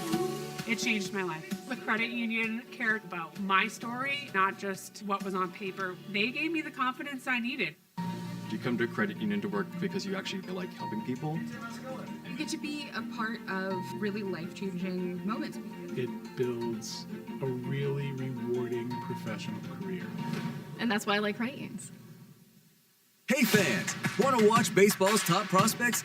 With the Bally Sports Live app, you can stream every minor league game and follow tomorrow's stars. Anytime, anywhere. Dive in with real-time enhanced stats or play bingo along with every pitch. It's the best way to watch minor league baseball. Best of all, it's completely free. Scan the QR code and download the Bally Sports Live app today. Check out the hot deals at Row Hyundai in Auburn and Westbrook during the Super Summer Sales event. And here's an example. Lease a new, well-equipped 2026 Hyundai Tucson SEL all-wheel drive SUV for just $329 a month. Or start driving a new 2026 Hyundai Elantra SEL Sport 4-door sedan and lease for only $285 a month. It's your choice, really. Hi, I'm Dexter at Row in sales. We really do work harder for your business. Anyone interested apparently working in electrical construction trades. For great help, attention guaranteed. Visit www.567.com. And I'd like to thank Internet Savings Bank for Top of the fifth inning here at Delta Dental Park. Sea Dogs lead 7-5. Max Carlson back again. He's been dealing since he came in relief of Hayden Mullins in the second, third, and fourth innings.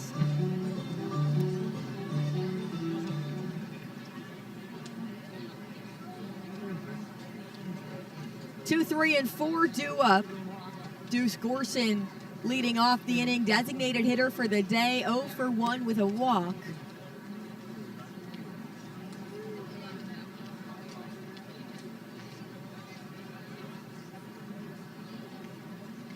Came around to score in the first. First pitch goes down to a knee with the swing and miss strike.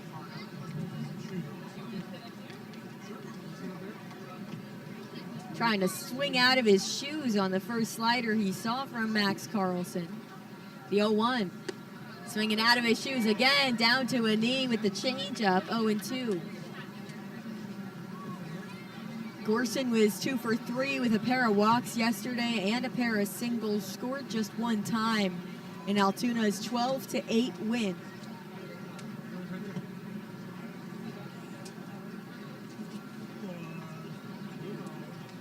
The 0-2. High and outside for ball one.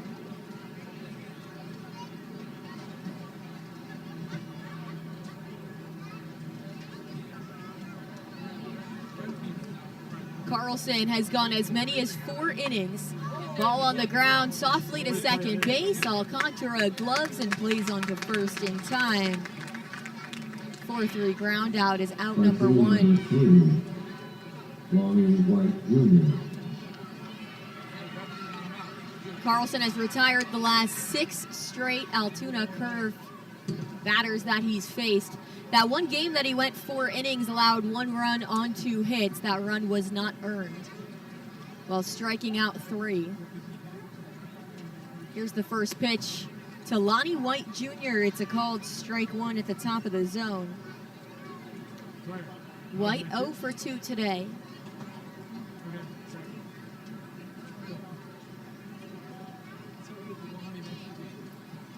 The 0-1. Check swing. Went around. The Sword pushes the count to 0-2 with 1 out, nobody on. Sea Dogs leading 7-5. Top of the 5th inning here in Portland. Infield playing straight up against the right fielder. Batting .273, the 0-2. Just misses on the outside part of the plate.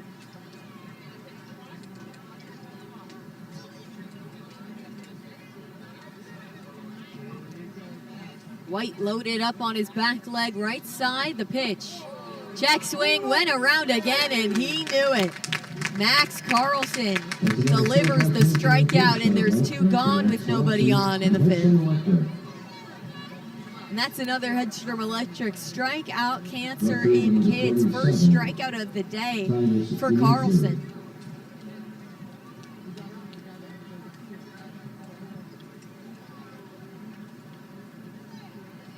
Here's Titus Dimitru, who's 2 for 2 with a home run and a single.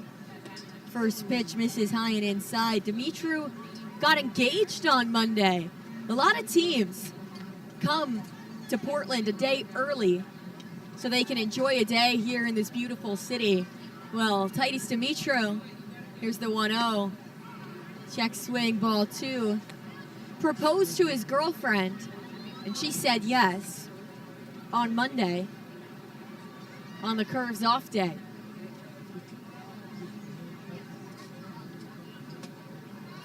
The 2-0. Right down the middle with the changeup, floated at the top of the zone for strike 1. Dimitru and his girlfriend Olivia have supposedly been together for a while. Congratulations to the 2 of them. The 2-1. Misses on the low and outside part of the zone. 3 balls and a strike.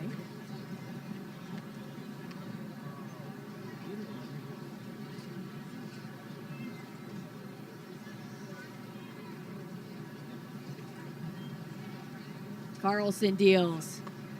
Check swing. It was a called strike regardless. And the count is full. Nobody on, 2 outs, full count. Portland leads by 2.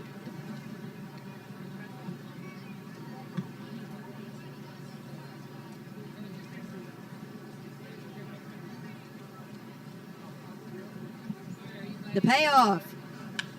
Up the middle, backhanded by Alcantara at second. 100 miles an hour off the bat, no problem for the middle infield of Portland. It's another 1-2-3 inning for Max Carlson. Onto the home half on the Sea Dog Radio Network, presented by Verizon. Any job goes more smoothly and successfully with the right people on your team, like the people at Hammond Lumber Company, where you'll find high-quality building materials from industry-leading suppliers and get expert advice and professional services. Hammond offers timely delivery with their own fleet of trucks, with boom and forklift trucks available. For your next project, get the materials and services you need to succeed from Hammond Lumber Company, your building project partner. You might think it's easier to start tomorrow, or next week, or next year. But at Maine Health, we believe your best self starts today. Our local programs and care teams are here to educate and motivate healthy choices and habits, while nationally renowned specialists provide you with leading-edge treatments and personalized care options. We're always on your team, in your corner, and by your side. That's health and care in harmony. Mainers are tough as nails, and when it comes to quitting smoking or vaping, we don't give up, because Mainers know every quit attempt is a step in the right direction. The Maine Quit Link offers free help to stop smoking and vaping, including personalized quit plans and free nicotine gum, patches, and lozenges. Because quitting tobacco with a little extra help is more successful than quitting cold turkey. Quit like a Mainer. Enroll online at MaineQuitLink.com or call 1-800-QUIT-NOW. You can take a free genetic cancer risk assessment by scanning the QR code on the Sutherfield video board now. The law firm of Shaheen and Gordon is where good people do good work, and when it comes down to it, we believe everyone should know a good lawyer, from personal injury to family law and so much more.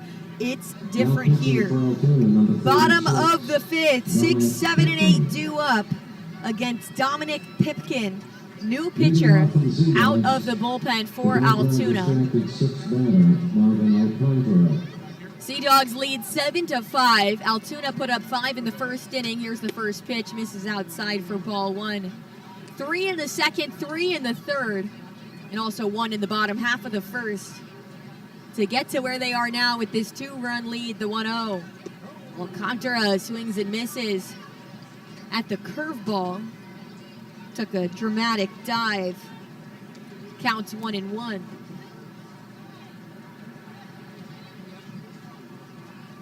The 1-1. Low and outside. Dominic Pipkin, 6'4", 26 years old. A right-hander out of Pinole, California. The 2-1. Pulled it wide. Was on Altoona's opening day roster, but has had a number of injuries throughout the year, on and off the IL, rehab stints down in Florida.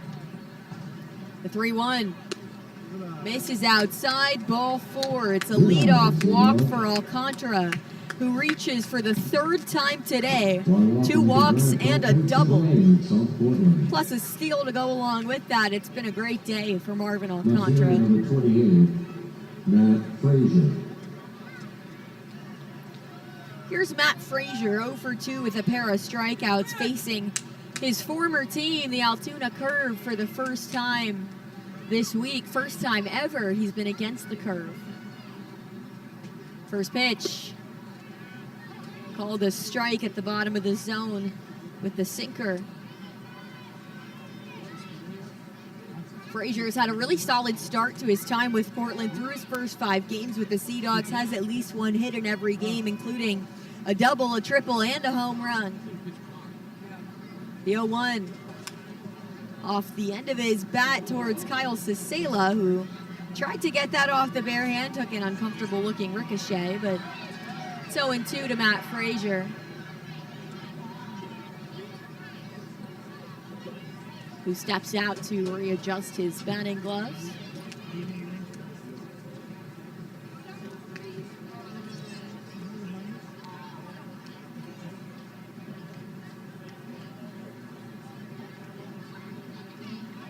Pick off towards first. Alcantara to the back of the bag, dives in there safely. Nelly Taylor on deck, 0 for 2 today. Abram Liendo follows him up.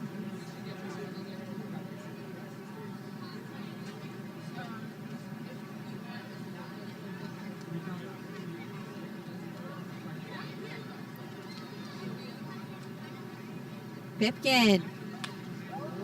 Fouled left side out of play by Frazier. And Joseph Gressick to guest services.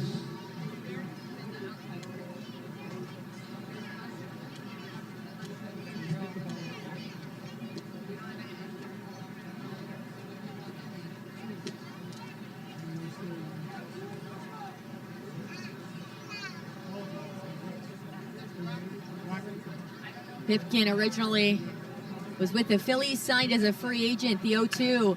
Frazier puts it the other way to left field, caught on the run by Dimitru, and Alcantara retreats back to first base, just couldn't get it over the head of the left fielder.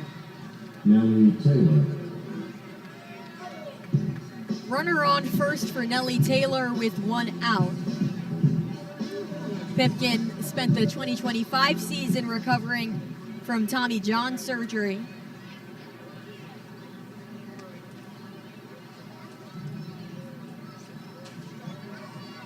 Alcantara tags at first. Taylor steps in on the left side. Taylor and Frazier, the back-to-back lefties in the order. The rest of the Sea Dogs are right-handed. First pitch. High and outside, ball one. He's got the fastball sitting from 94 to 96 miles an hour, slider, curveball, and a changeup.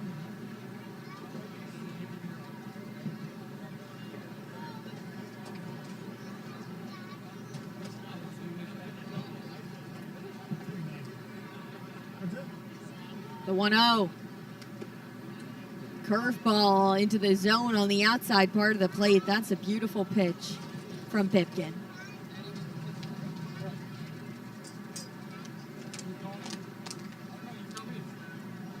Against Nellie Taylor Jr. from Clearwater, Florida.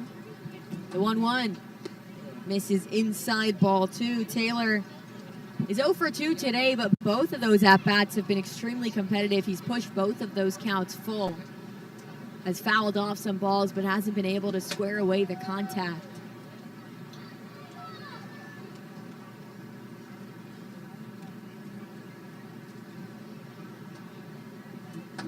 The 2-1.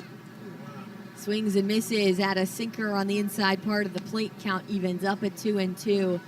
1 on, 1 out. Sea Dogs lead by 2 in the bottom of the 5th.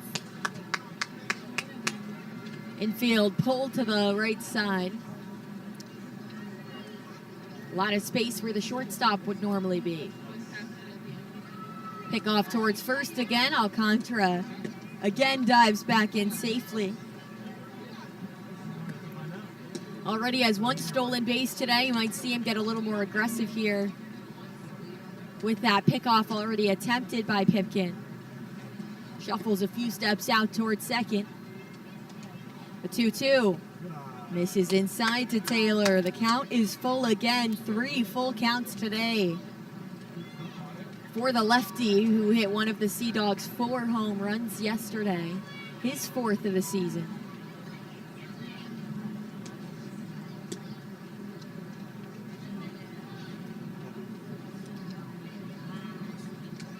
Pipkin leans back, the payoff. Chopper towards first, charging in on it. The first baseman tags out Nellie Taylor. That was Moss who was there. Taylor tried to juke him out on the base paths, but nowhere to go. It advances Alcantara to second, but there are 2 gone.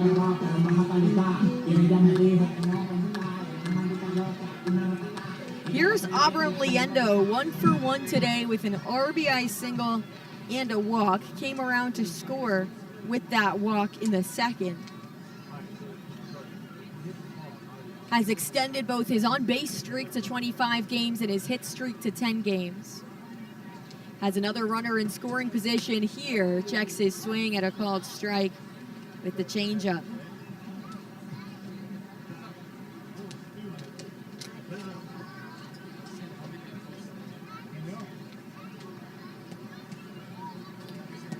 Pipkin steps off and calls Escudero out to the mound with a little wave of his hand, wants a quick chat with the catcher.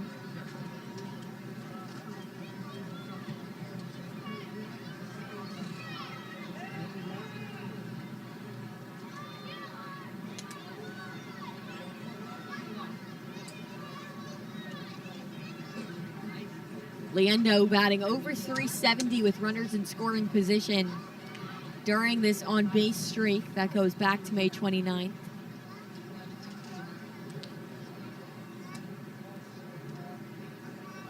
The 0-1. Curveball misses inside. Count evens up. Liendo was the Red Sox minor league defensive player of the year last year. Played in 90 games, or 120 games, excuse me. The 1-1. Misses inside again with the fastball.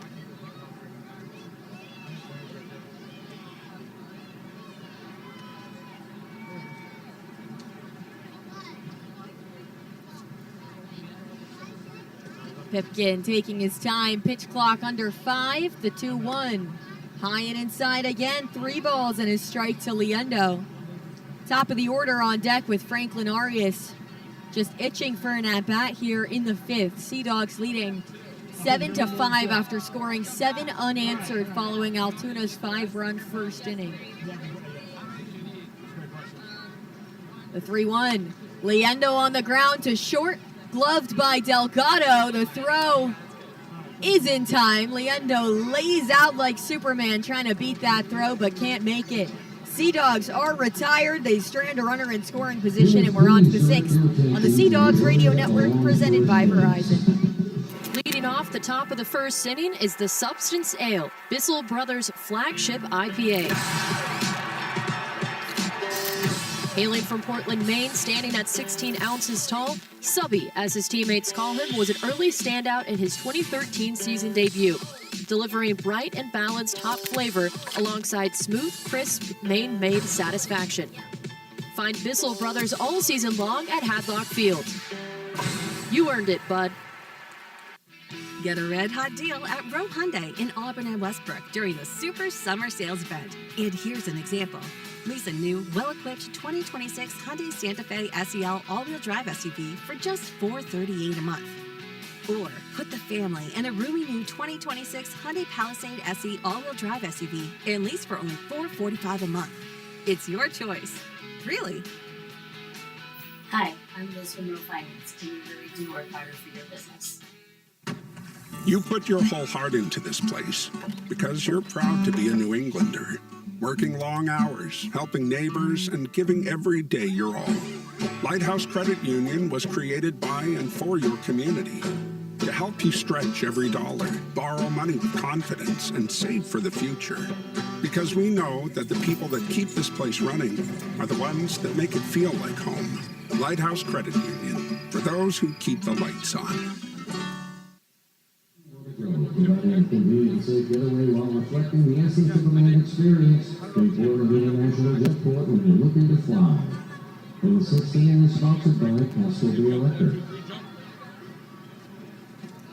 When the unexpected throws you a curveball, Serve Pro helps you get back in the game. Serving Maine since 1976, we respond faster to any size disaster. When never thought this would happen happens. Serve Pro's got you. Call 1-800-SERVE-PRO or visit servepro.com. After a gem of an outing from Max Carlson, 4 scoreless innings, 2nd, 3rd, 4th, and 5th. Here's Cooper Adams out to pitch for the Sea Dogs in the 6th. They'll face Jesus Castillo, 5, 6, and 7 due up for Altoona. First pitch pulled wide for ball 1.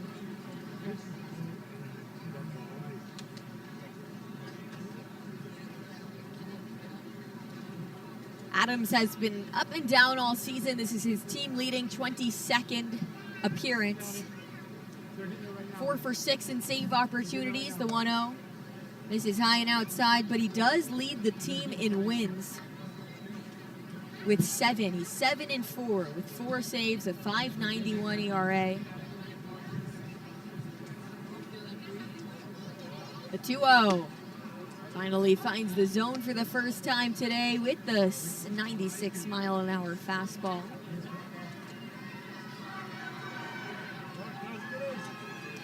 Has been really a late innings guy for Portland. The 2-1. Down the middle again, another called strike with the changeup that time. Took about 8 miles an hour off of it.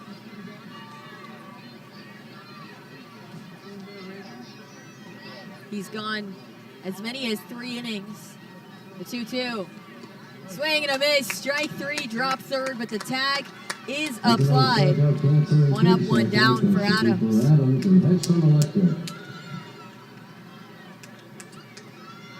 First baseman number 25, Alan Moss.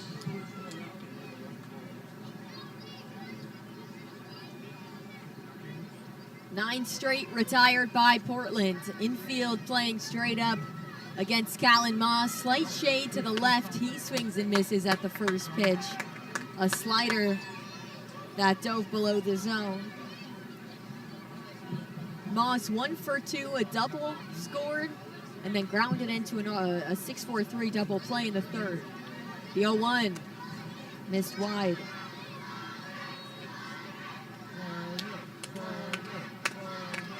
As for Cooper Adams, he's a 6'3" right-hander from Potomac, Maryland. Went to Mount St. Mary's, was not drafted, but was signed by the Red Sox as a free agent in February of 2024. The 1-1 on the ground to third, into the gap to left field, splits Liendo and Arias, and it's the second hit of the day for Callan Moss. Number 46, Will Taylor. Here's the center fielder, Will Taylor, 0 for 2 today.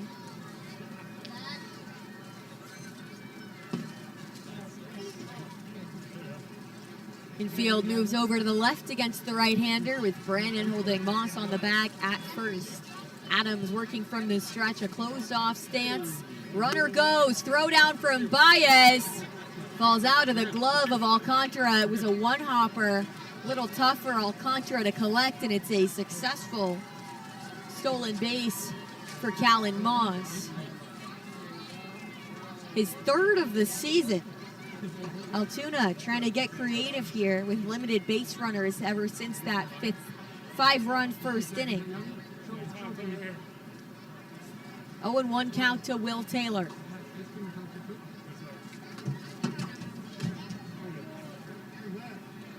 Adams fires, misses outside.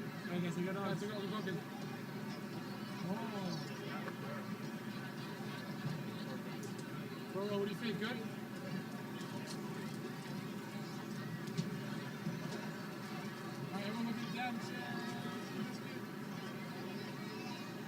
The 1-1. Swing and a miss. On the cutter at 90 miles an hour, high and outside corner. For a 90-mile-an-hour pitch, that one sure looked a lot slower.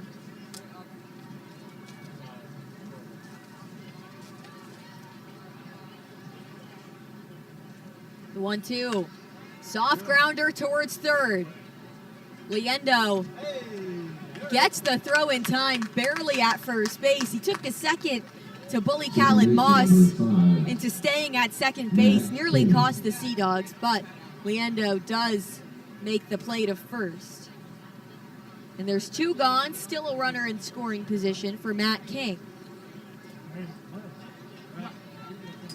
King drove in a pair of runs with a single in the first inning. Grounded out to the shortstop in the fourth. This is his third time up. First pitch misses wide with the fastball.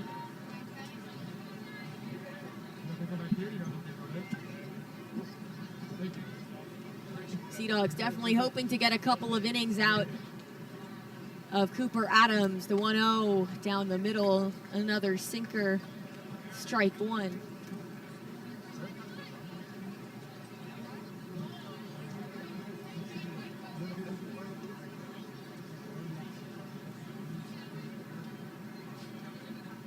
The 1-1.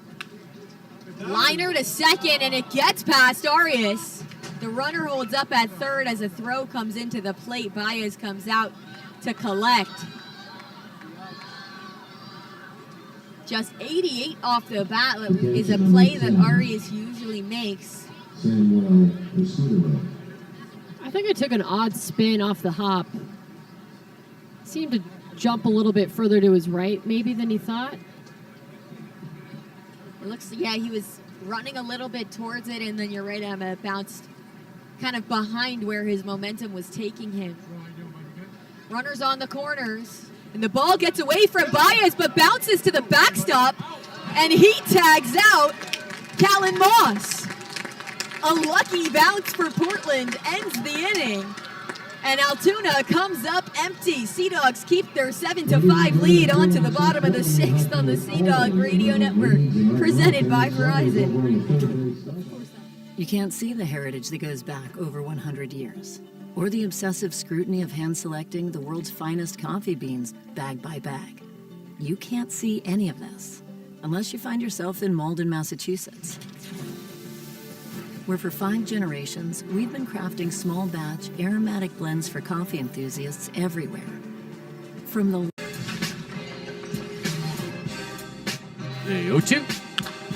He popped foul left side. Wallace again gives chase at this foul ball. He might have room by the dugout. He leaps right in front of the dugout and makes the catch right in front of the dugout. So without further ado, snap on your time goggles and prepare to zoom 1,000 years into the future. The D-backs are still the D-backs, though now they're represented by a robotic techno-snake, and the Cubs have embraced their future amongst the stars, now being represented by Ursa Major. Minneapolis was the first to establish relations with our extraterrestrial friends. The Rays are the cosmic rays flying through space in their devil ray-shaped spacecraft. You can own a piece of the minor league game. MILB Auctions lets you bid on game used and autographed bats, balls, jerseys, and more, with items added all season long. Want a piece of the minor league game? Visit MILBauctions.com. I'm Jonathan Mayo, and for more than 20 years, I've traced the path of baseball's rising stars, navigating the back roads of the national pastime and basking in the glow of small-town America's. Sixth inning is sponsored by Castro Bay Electric. Get to your local Verizon store today to check out the best value guarantee for new and existing customers. You can lock in a low price for 3 years on mobile and home internet plans. Only on Verizon. Additional terms apply. See store for details. Bottom of the sixth, Sea Dogs lead 7-5. Altoona put up 5 in the first inning. First pitch to Arias misses low and inside.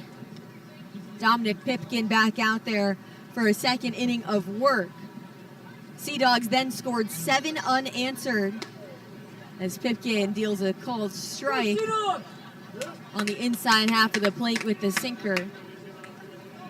That 7-5 lead has stuck around since the third. The 1-1. Outside half with the changeup, and it's a quickly 1-2 for Arias, who calls time to step out, adjust the batting gloves.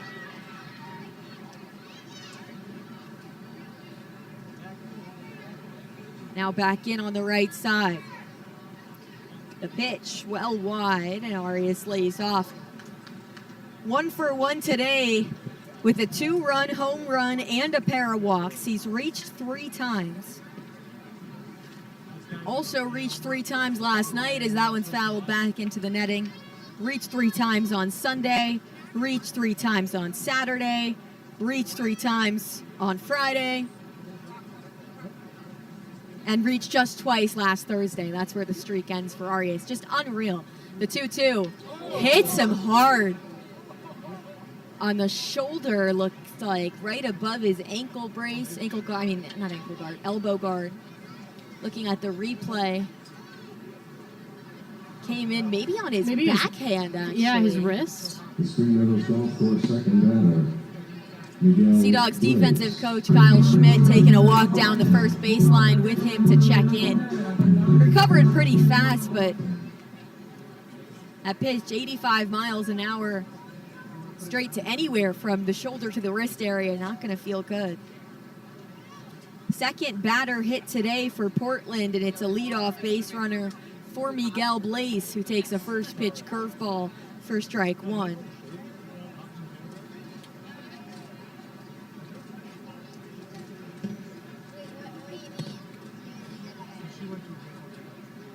Arias, a small lead at first, the 0-1. Blaze skies it foul over our heads. And he's down 0-2.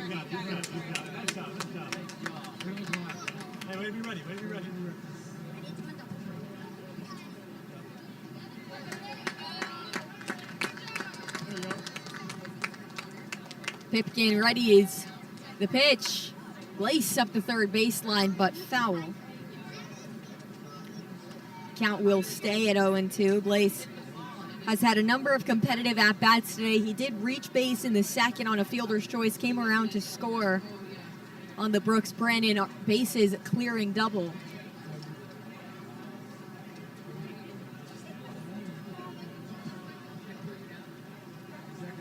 Pipkin checks on Arias. Another 0-2. Swing and a miss. Strike 3. Third strikeout of the day. All swinging for Miguel Blaze, and there's one gone for Nate Baez with a runner on first. And the Sea Dogs in the lead by 2. 7 runs on just 4 hits today for Portland, 1 error. 5 runs on 8 hits for Altoona, no errors.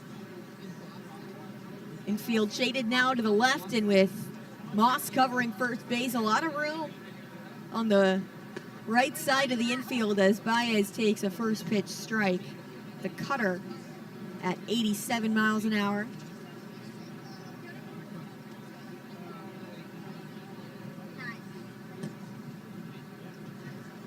Brandon on deck. The 0-1 bounced on the left side as a welcome gust of wind comes across the stadium. That was nice. That was nice. I'll It take felt that. good. That was refreshing. First word I would describe this weather in all game. Sun behind some clouds for now. The outfield kind of in the shade. Center field flag blowing straight out. The 1-1 misses outside for ball 2. Just luffing around in center field, not being strongly impacted by the wind at the moment.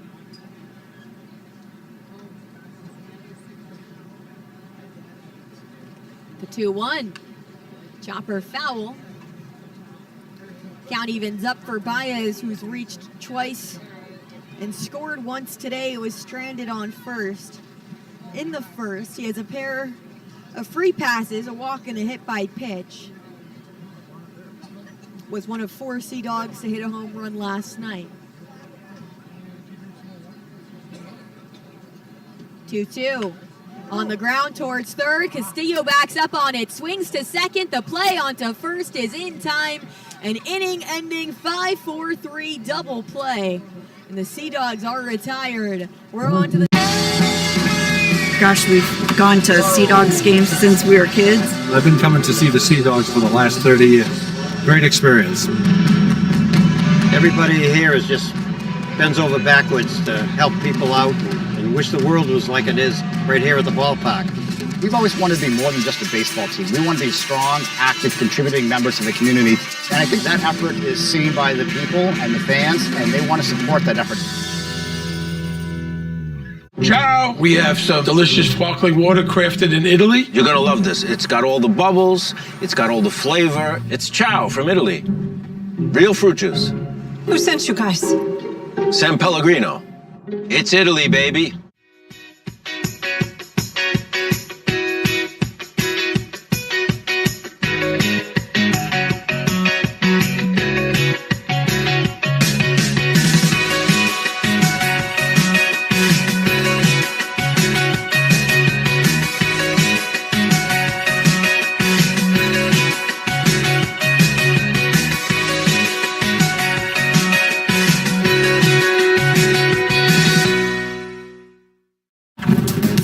Awaken the instinct. Senna, ride connected. I won't stop for nothing. Won't be wanting for you to see this coming. 4, 3, 2, 1. Just one. Can you hear me now?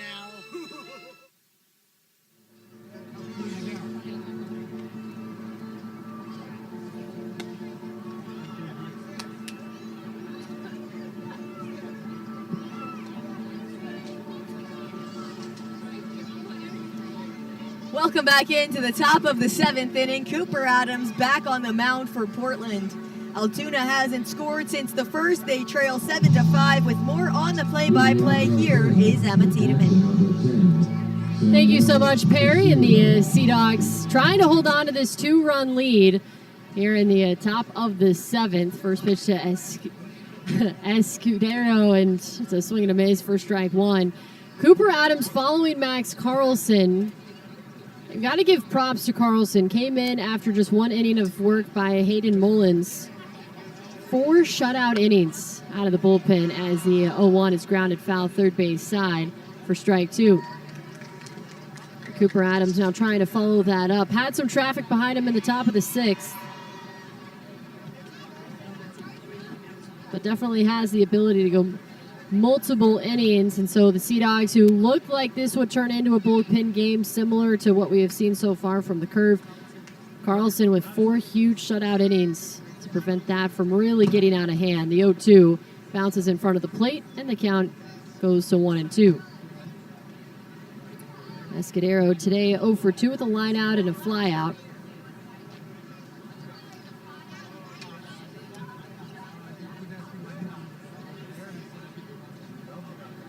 And the pitch misses low. The count evens 1-1.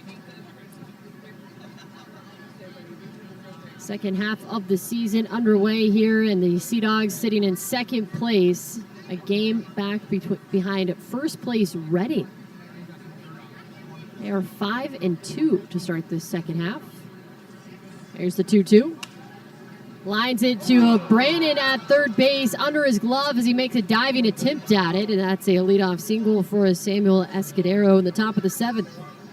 Here comes the tying run, and Kainer Delgado, leadoff batter for the Curve. Kainer Delgado. Escudero at first base has not attempted a stolen base this season, but in a 2-run game, every base runner is crucial, especially in that leadoff spot. So Escudero leads off at first with Brandon holding him on. First pitch. Swing and a miss for strike 1.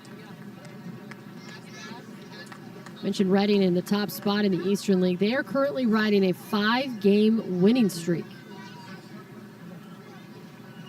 Just coming out and led by, really, former Sea Dog Alex Benellis. He was named Eastern League Player of the Week last week. Here's the 0-1 and misses outside, and the count evens 1-1. Portland and New Hampshire tied at second place. 1 game back behind the Fightins. Somerset in third. And then Hartford and Binghamton tied for last place. There's 3 games out behind Reading. 1-1. Swing, and he bounces it foul first base side. And first half standings, at least for the Northeast Division, were pretty close. Well, there wasn't really anyone completely out of it except for Reading and Binghamton towards the end. Portland finished in third place, 4 games out of first. But last couple of weeks, the Sea Dogs, Patriots, Yard Goats, and Fisher Cats, all within at least discussions. They all had a path to earning that first half championship. But now it's Reading, comes from the basement all the way to first place. Is the 1-2 is a swing and a miss, strike 3. And Delgado goes down on strikes for the first out, the top of the 7th.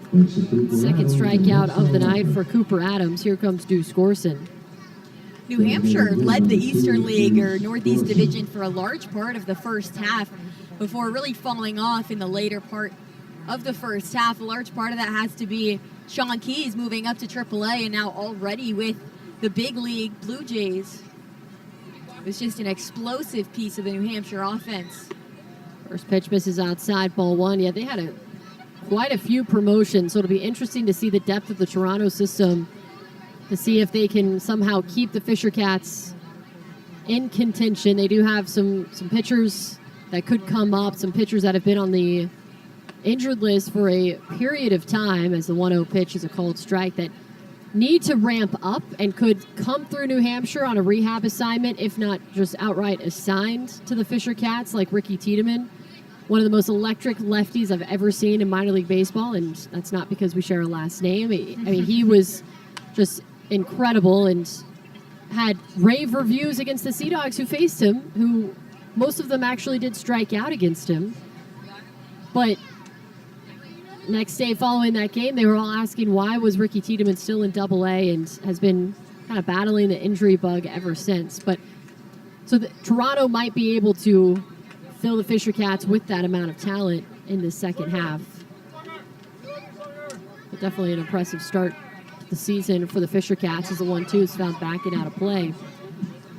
And they interested to see as well what the Red Sox do as we move further on in the season. They've been playing better as of late, not last night, but the sweep of the Yankees certainly felt like a shift in momentum for them.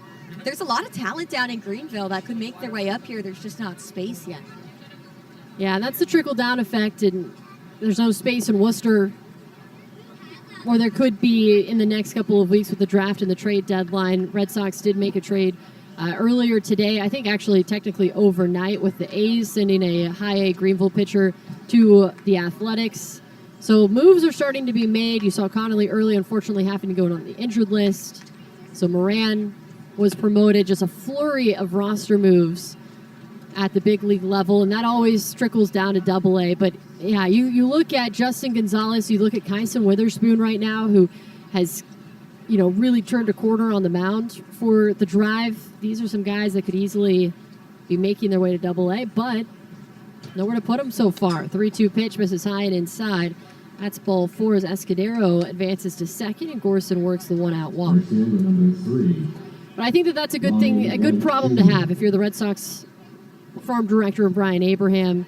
You know, looking at the depth of this system, you're liking what you see. You have obviously Arias, Ianson. You have some guys in the lower level, not to mention in the complex league right now that are doing well, and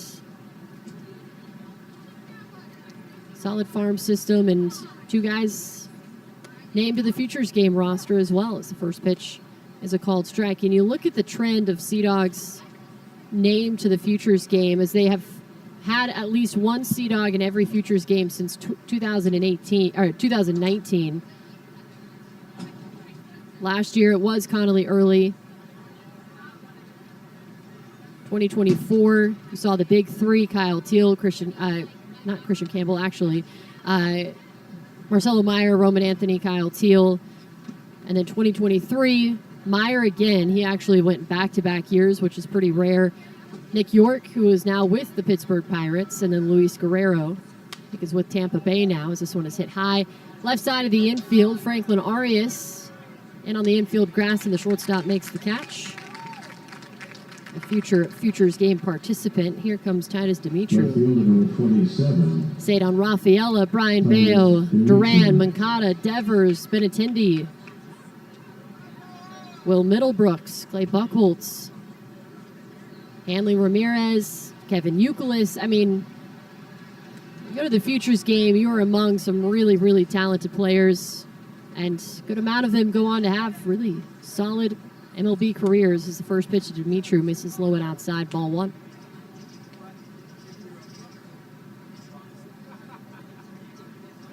But always exciting to watch the Futures game and see some Sea Dogs hats on the field.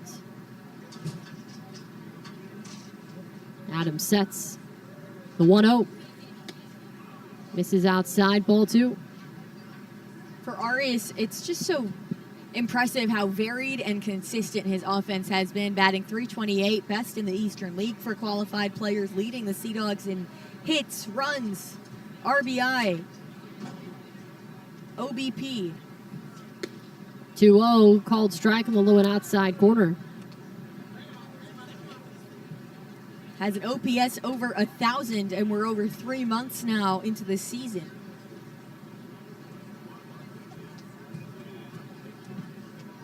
He is so incredibly impressive. The 2-1 misses outside, and the count falls to 3-1. Now this time of the season can really test some guys. You have the All-Star break right on the horizon.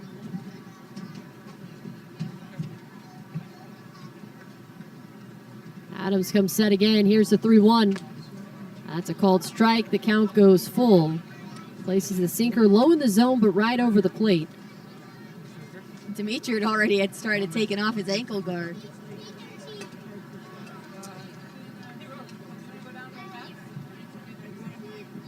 Two on, 2 out in a 2-run game. Tying run at first for the Curve, and the go-ahead run at the plate in Dimitri. Adams has the signs. The payoff. Called strike 3. Cooper Adams freezes Titus Dimitri. For the final out in the top of the 7th. Altoona strands 2 as we head to the bottom of the inning in Portland. Sea Dogs leading 7. Holland America is refreshingly free of amusement parks.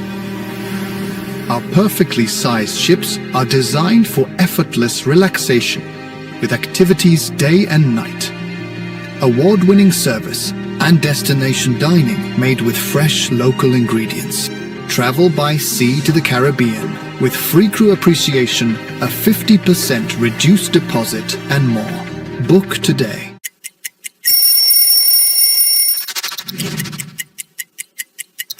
Getting traded to Boston from Chicago. You see here the traditional jersey. I love a road jersey because it says where you're from, and this is simple, clean, and cool. And then you see this patch right here. This is from the 2013 postseason run, which was unlike anything I had ever been a part of, to punch through and hoist that trophy. Boston strong forever, baby.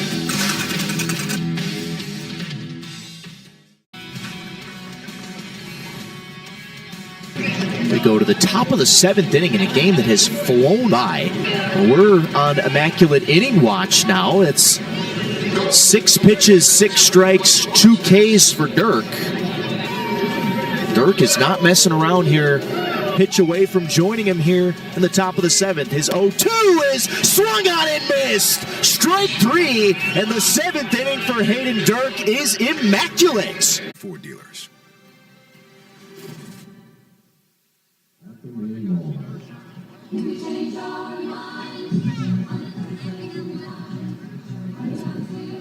Bottom of the 7th inning back in Portland. Sea Dogs on top 7-5 over the Altoona Curve.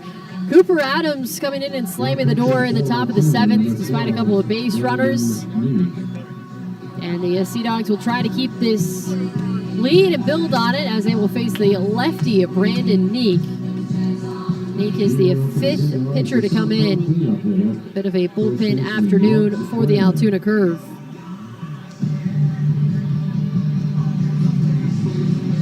Brandon with a 3-run double in the 2nd. 1 for 2 today with a walk. Has been left on base twice.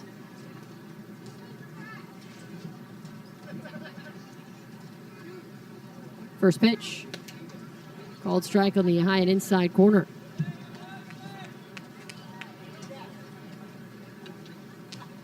Neek, the lefty, 6'1", 190 pounds, 26 years old, out of Chappaqua, New York. 0-1. Low and inside of the count, evens 1-1. He was a Rule 5 selection by the Pirates in 2025 from the Dodgers.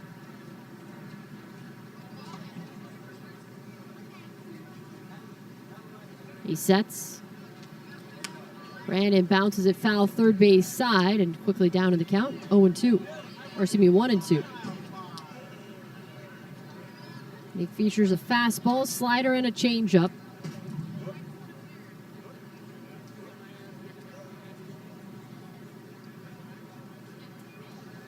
Pipkin went 2 innings, no runs, no hits, a walk, and a strikeout. He's the first curve pitcher to throw a scoreless outing. The 0-2, or 1-2 rather, swing and a miss. Strike 3 and out number 1 in the bottom of the 7th inning. 94 from the lefty Neek. Here comes Jack Winney, who is 0 for 3 with 3 strikeouts. A little bit of an uncharacteristic game for the designated hitter today.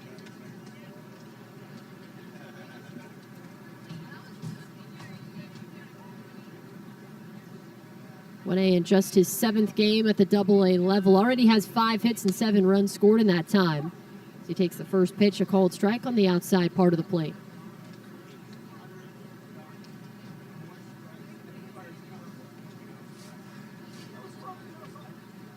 Infield and outfield playing straight away. The 0-1. Swing, and he skies it high right side of the infield. Moss loses it in the sun. Yields to his second baseman, King, who makes the catch. Quickly, 2 outs in the bottom of the 7th.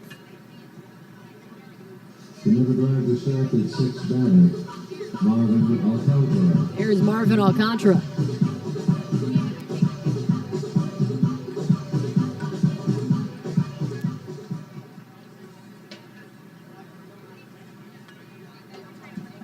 Alcantara, the double and a run scored in the 3rd, has worked a pair of walks. First pitch swinging, fouls it off the plate for strike 1.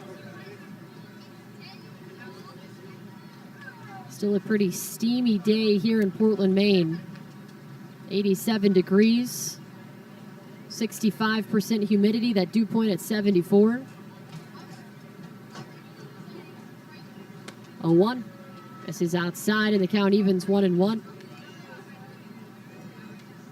Still don't believe that this is the hottest that the Sea Dogs have played in this season. That crown still belongs to the Reading series a couple of weeks ago. The 1-0. Alcantara sends it foul right side onto the roof of the Portland Expo next door. Rolling about halfway down now. I hope that's not an air vent, or Expo might be fishing some baseballs out from the basketball court later today. 1-1 misses outside, ball 2.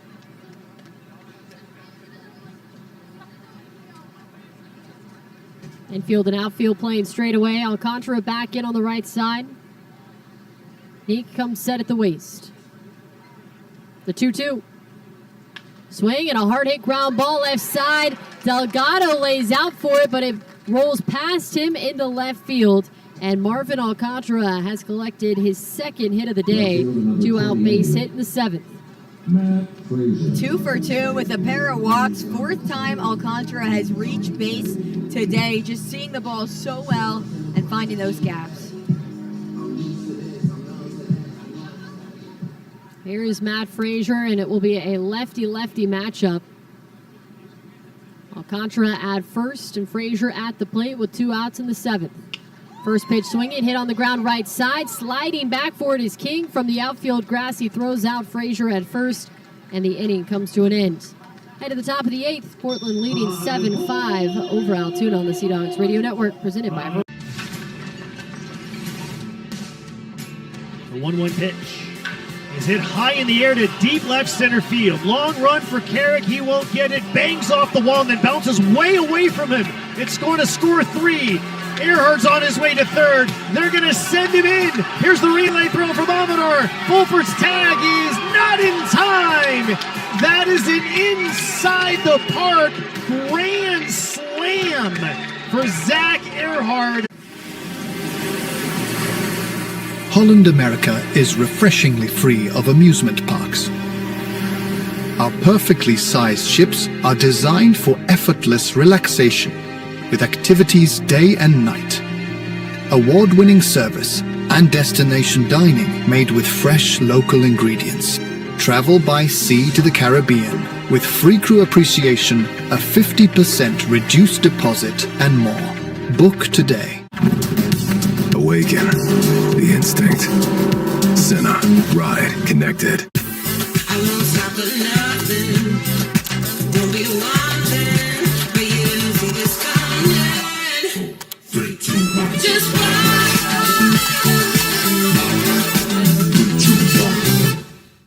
Hi, my name's Kelly Poole. I'm the founder and CEO of Talent Pool Consulting. The speed and efficiency of the Fiverr freelancers has really been game-changing for us. It's helped take... KeyBank opens doors.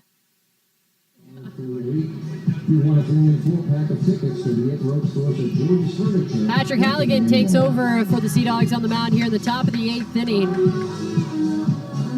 Halligan, the right-hander, takes over for Adams. Halligan, tall, 6'6", 230 pounds, 26 years old, out of Vienna, Virginia. Signed by the Red Sox earlier this year. It's with the Astros organization last season. We'll face Jesus Castillo to lead things off in the top of the 8th. Portland leading 7-5. First pitch from Halligan, misses high and inside, ball 1. Halligan this year, 2-2 record with a .493 ERA in 21 appearances. The pitch. Swing and a liner hit to left field. Frazier over, and that's a base hit to lead things off in the inning. Second hit of the day for Castillo. And now the tying run comes to the plate in Callan Moss. Callan Moss.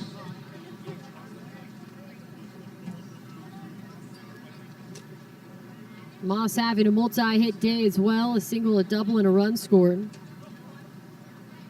Climbs in the right-handed batter's box to face Halligan. The pitch bounces out of the mitt of Baez, but he's able to track it down and hold Castillo to first.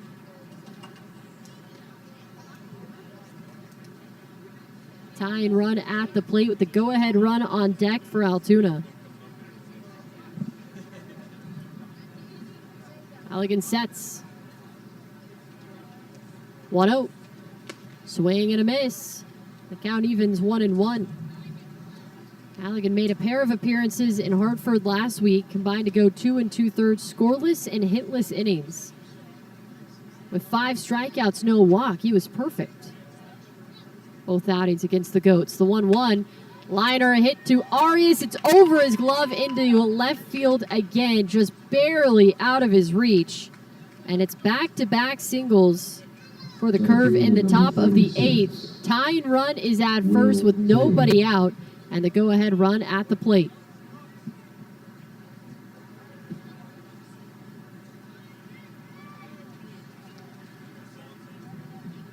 th hit now for Altoona. Portland has just 5 hits, but 9 free passes today. 7 walks and 2 hit batters have allowed Portland to compete. Squares to bunt, puts it back in front of the plate. Baez picks it up, quick throw to first, and that's not in time. A good stretch by Brooks Brannon making the catch, but everyone is safe. And that is an infield bunt single to load the bases. Nobody out for Matt King. Second baseman number 5, Matt King.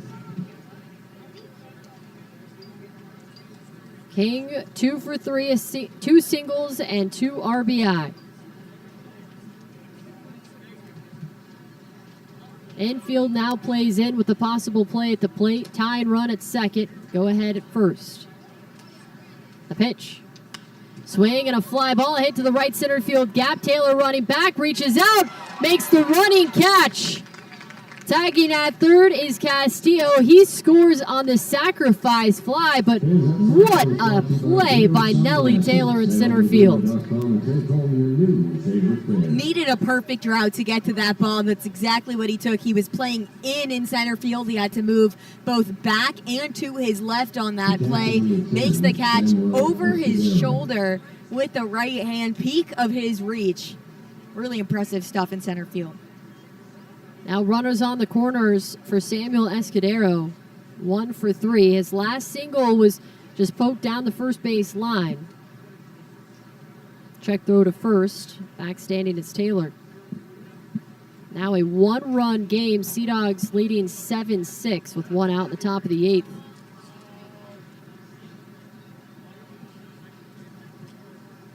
The pitch puts up a bunt, back foul into the seats for strike 1. So Escudero just trying to move a base runner and have a productive play, whether it results in an out or not.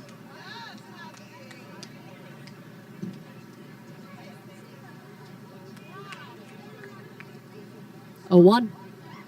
Swing, he fouls it back again, and Escudero now down to the count. No balls and 2 strikes.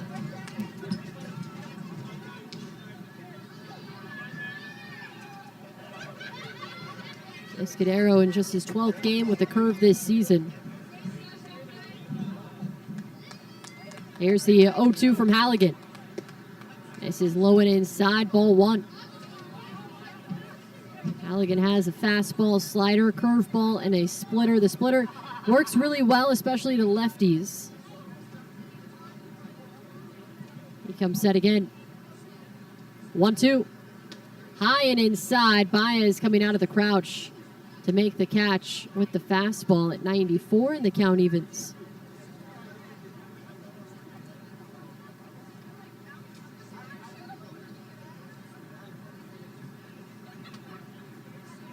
Two-two, runner is off, swing and a miss at the plate, throw down to second, not in time. Will Taylor now swipes second base, his 15th of the season. Escudero goes down on strikes for the second out, so a huge second out. First base is now open. Sea Dogs still trying to maintain this 1-run lead.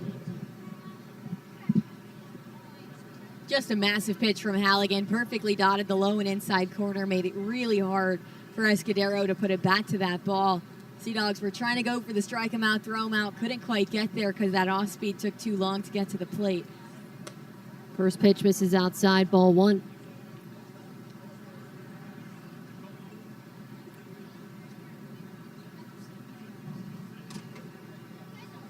Sea Dogs leading 7-6 here in the top of the 8th with 2 outs. The pitch. Called strike on the outer half, and the count evens 1-1.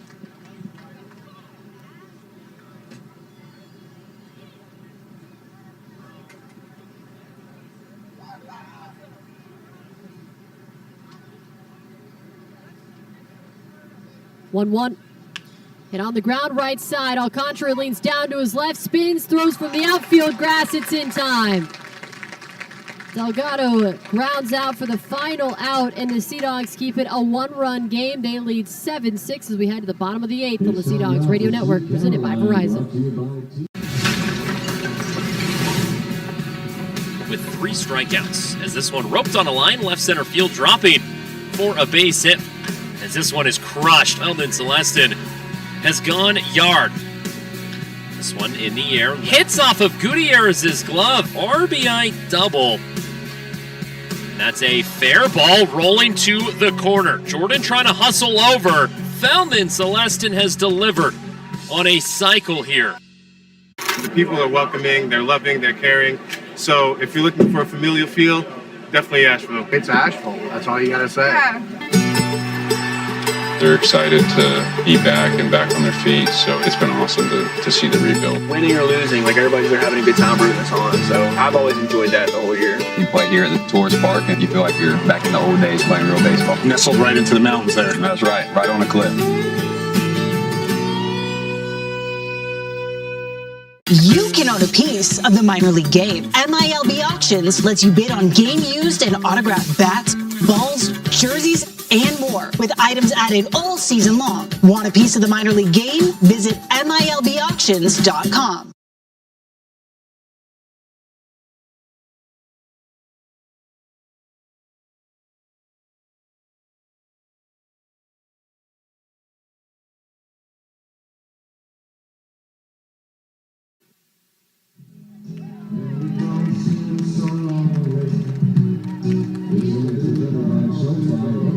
Bottom of the 8th inning, the Portland Sea Dogs continue to lead 7-6, but the Curve get a run across in the top of this 8th inning. It's a one-run game. It is Nelly Taylor, Abram Liendo, and Franklin Arias to lead things off.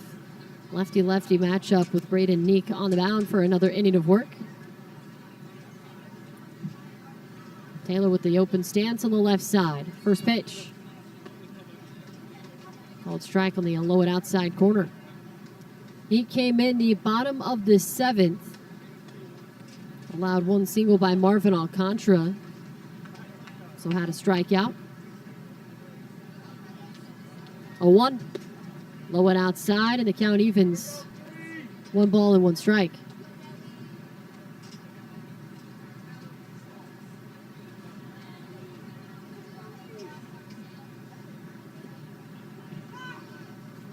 One high and inside, and Taylor dives out of the way of it.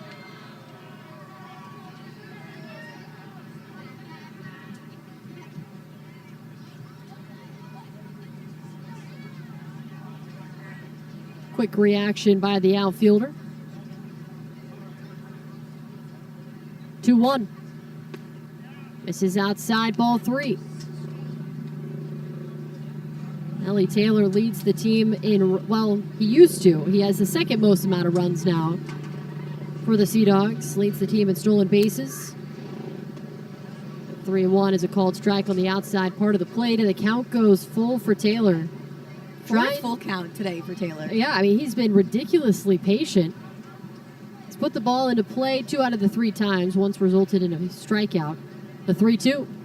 Swing and a miss, strike 3, chases the sweeper low and outside. That's the first out in the bottom of the 8th. Third baseman number 51, Abram Liendo. Here comes Liendo. Reached on a walk in the second, RBI single, had a stolen base in the third, and scored both times. Stands in on the right side as Neek looks in. Takes the first pitch for a called strike in at the knees. Portland today, 3 for 11 with runners in scoring position. Altoona is 4 for 13. Curve have left 7 on base. While Liendo takes the ball in the outside part of the plate, and the count evens 1-1.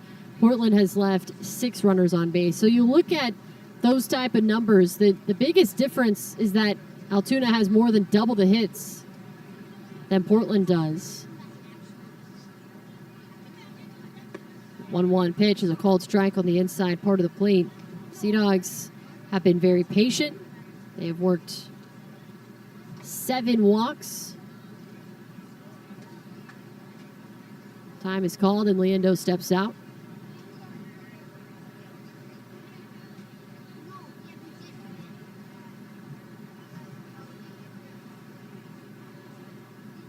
Nick sets at the waist. 1-2 to Leando. Swing and a miss, strike 3. Goes outside with another fastball to the right-hander. Back-to-back Ks here in the bottom of the 8th. Back to the top of the batting order with Franklin Arias, who has reached base every time he has come to the plate today. Pair of walks, a 2-run homer. He was hit by a pitch in the 6th. Nate comes set. First pitch. Swing and a miss for strike 1. Our first camp day of the season. Almost 5,000 in attendance. However, you look around now, well, everyone had to go back to their different camps around the city of Portland in the state of Maine. The 0-1 is a called strike on the inside part of the plate, which is the same thing that happens on Education Day. We have thousands and thousands of kids. And then by the 8th and 9th innings, everything is drastically quiet because everyone heads back to school.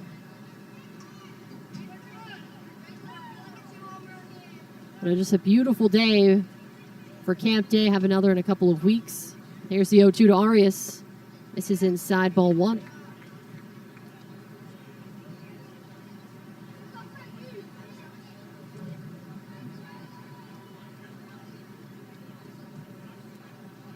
Neek has the signs. The 1-2. Swing, and Arias sends it high to shallow center field. Taylor coming in, and the center fielder makes the catch. Sea Dogs are retired in order as we head to the top of the 9th. Portland holding on to a 7-6 lead over Altoona on the Sea Dogs Radio Network, presented by Verizon. The 8th pitch is a line shot right field side. Toticello dove and got it! No way! A game-saving play. The 2-0. Fished it out to short left center. Lara over into the alleyway. Dives! Oh, he's got it! Full extension, and he saves a run. The 2-2. Oliva, a little looper out into short left, and it's a diving catch by Levi Jordan. What a play! He just made a spectacular grab for the first out of the inning. And he hits a ground ball to the second baseman. Almer has to sprint to first because the first baseman's not there. And a feet first slide, he hangs on, and the side is retired. Guzman kicks and deals, and he got him. A swinging strike 3. The Binghamton Rumble Pony. They capture their 4th Eastern League title with an 8-2 win over the Erie Seawolves.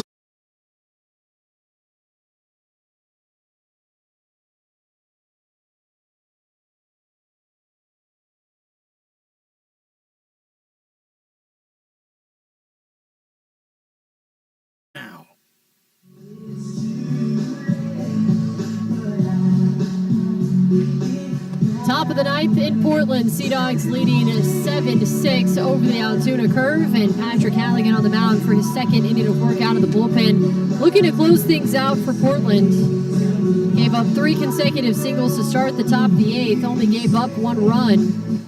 And here in the 9th, it'll be Deuce Gorson, Lonnie White Jr., and Titus Dimitru. 2, 3, and 4 in the lineup.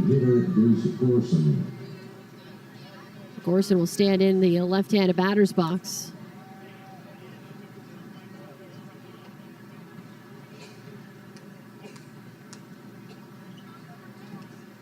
First pitch, swing, and he skies it high and foul left side out of play for strike 1. Infield shaded to the right side, but that's about all the shade we have right now. Plenty of sunshine here in Portland. The 0-1 Drops in the off speed, the splitter that time for a called strike 2, and Halligan quickly ahead in the count, 0-2. Here in the ninth. And Gorson hitless today, but he has worked a pair of walks.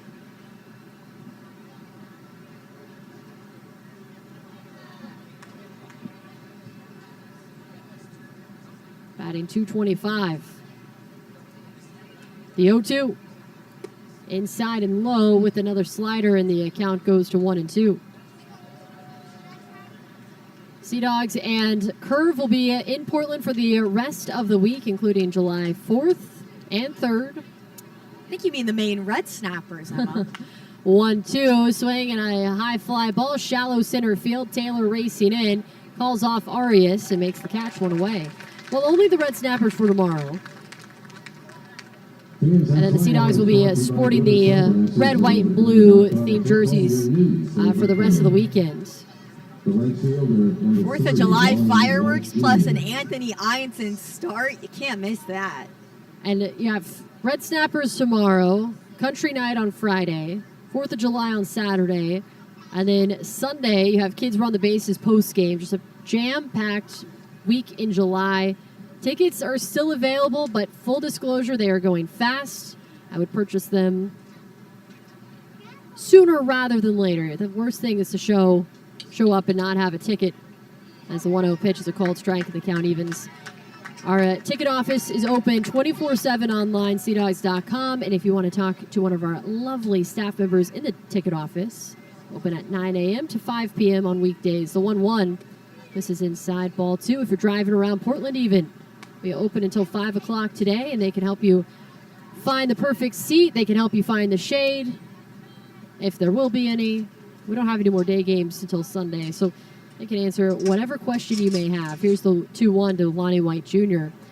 And if you're driving around and thinking, hey, I have the Sea Dogs Rewards app, I need that code for today. Well, the code is PARK, singular PARK, not Parks, P-A-R-K. Enter it in, save up your points for a various amount of awards and options you can have. As a 3-1 misses high and outside ball 4. It's a 1-out walk issued to Lonnie White Jr. And now the Curve have the tying run aboard. Here comes Titus Dimitru, who had the 3-run homer in the first inning. Represents the go-ahead run at the plate.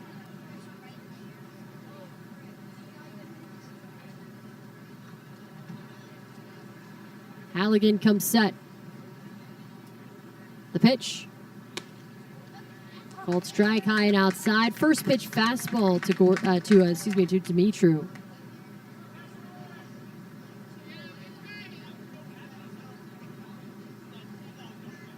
Brandon holding on White at first. This one bounces in the left-handed batter's box, rolls to the backstop, up to second. On the wild pitch goes White, and now the Curve have the tying run in scoring position, and that takes away from a easier option at a double play. Here in the top of the ninth inning in a 1-run game and 1 away.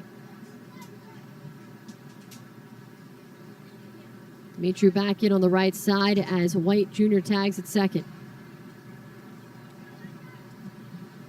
1-1. Low and outside, ball 2. And Halligan throwing quite a few splitters in this inning and keeping it low in the zone, keeping it with the off speeds, trying to force some sort of ground out and prohibit White from taking any extra bases. 2-1. Hit on the ground to the shortstop. Arias charges into his left, throws to first. 2 away. And on the play, White advances to third. A ball that would have been the inning-ending double play had that wild pitch. Game-ending, exactly. So now you have to deal with the tying run 90 feet away. Here is Jesus Castillo.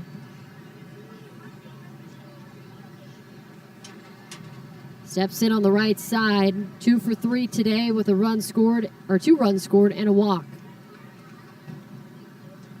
First pitch. Squares to bunt, puts it foul first base side, strike 1. Interesting call on 2 outs. Going for the element of surprise.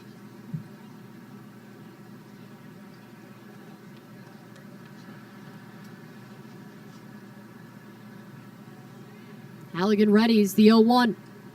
Swing and a miss, strike two. Another splitter. No balls, 2 strikes, 2 outs in the top of the 9th inning. Sea Dogs leading 7-6.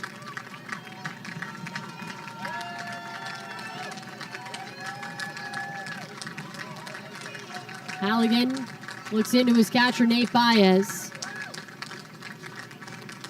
They settle on a sign. The 0-2. Swing and a miss, strike 3. The Sea Dogs complete the comeback win today. They take this one 7-6 over the Altoona Curve. And we'll celebrate on the field. We'll take a break, and Perry will have your post-game show on the other side of it. Again, it's a 7-6 win for the Sea Dogs on this Wednesday afternoon in Portland on the Sea Dogs Radio Network, presented by Verizon. Another 1-2. Tipped into the mitt, held on to strike 3. Aiden Creamerosa has thrown the first solo no.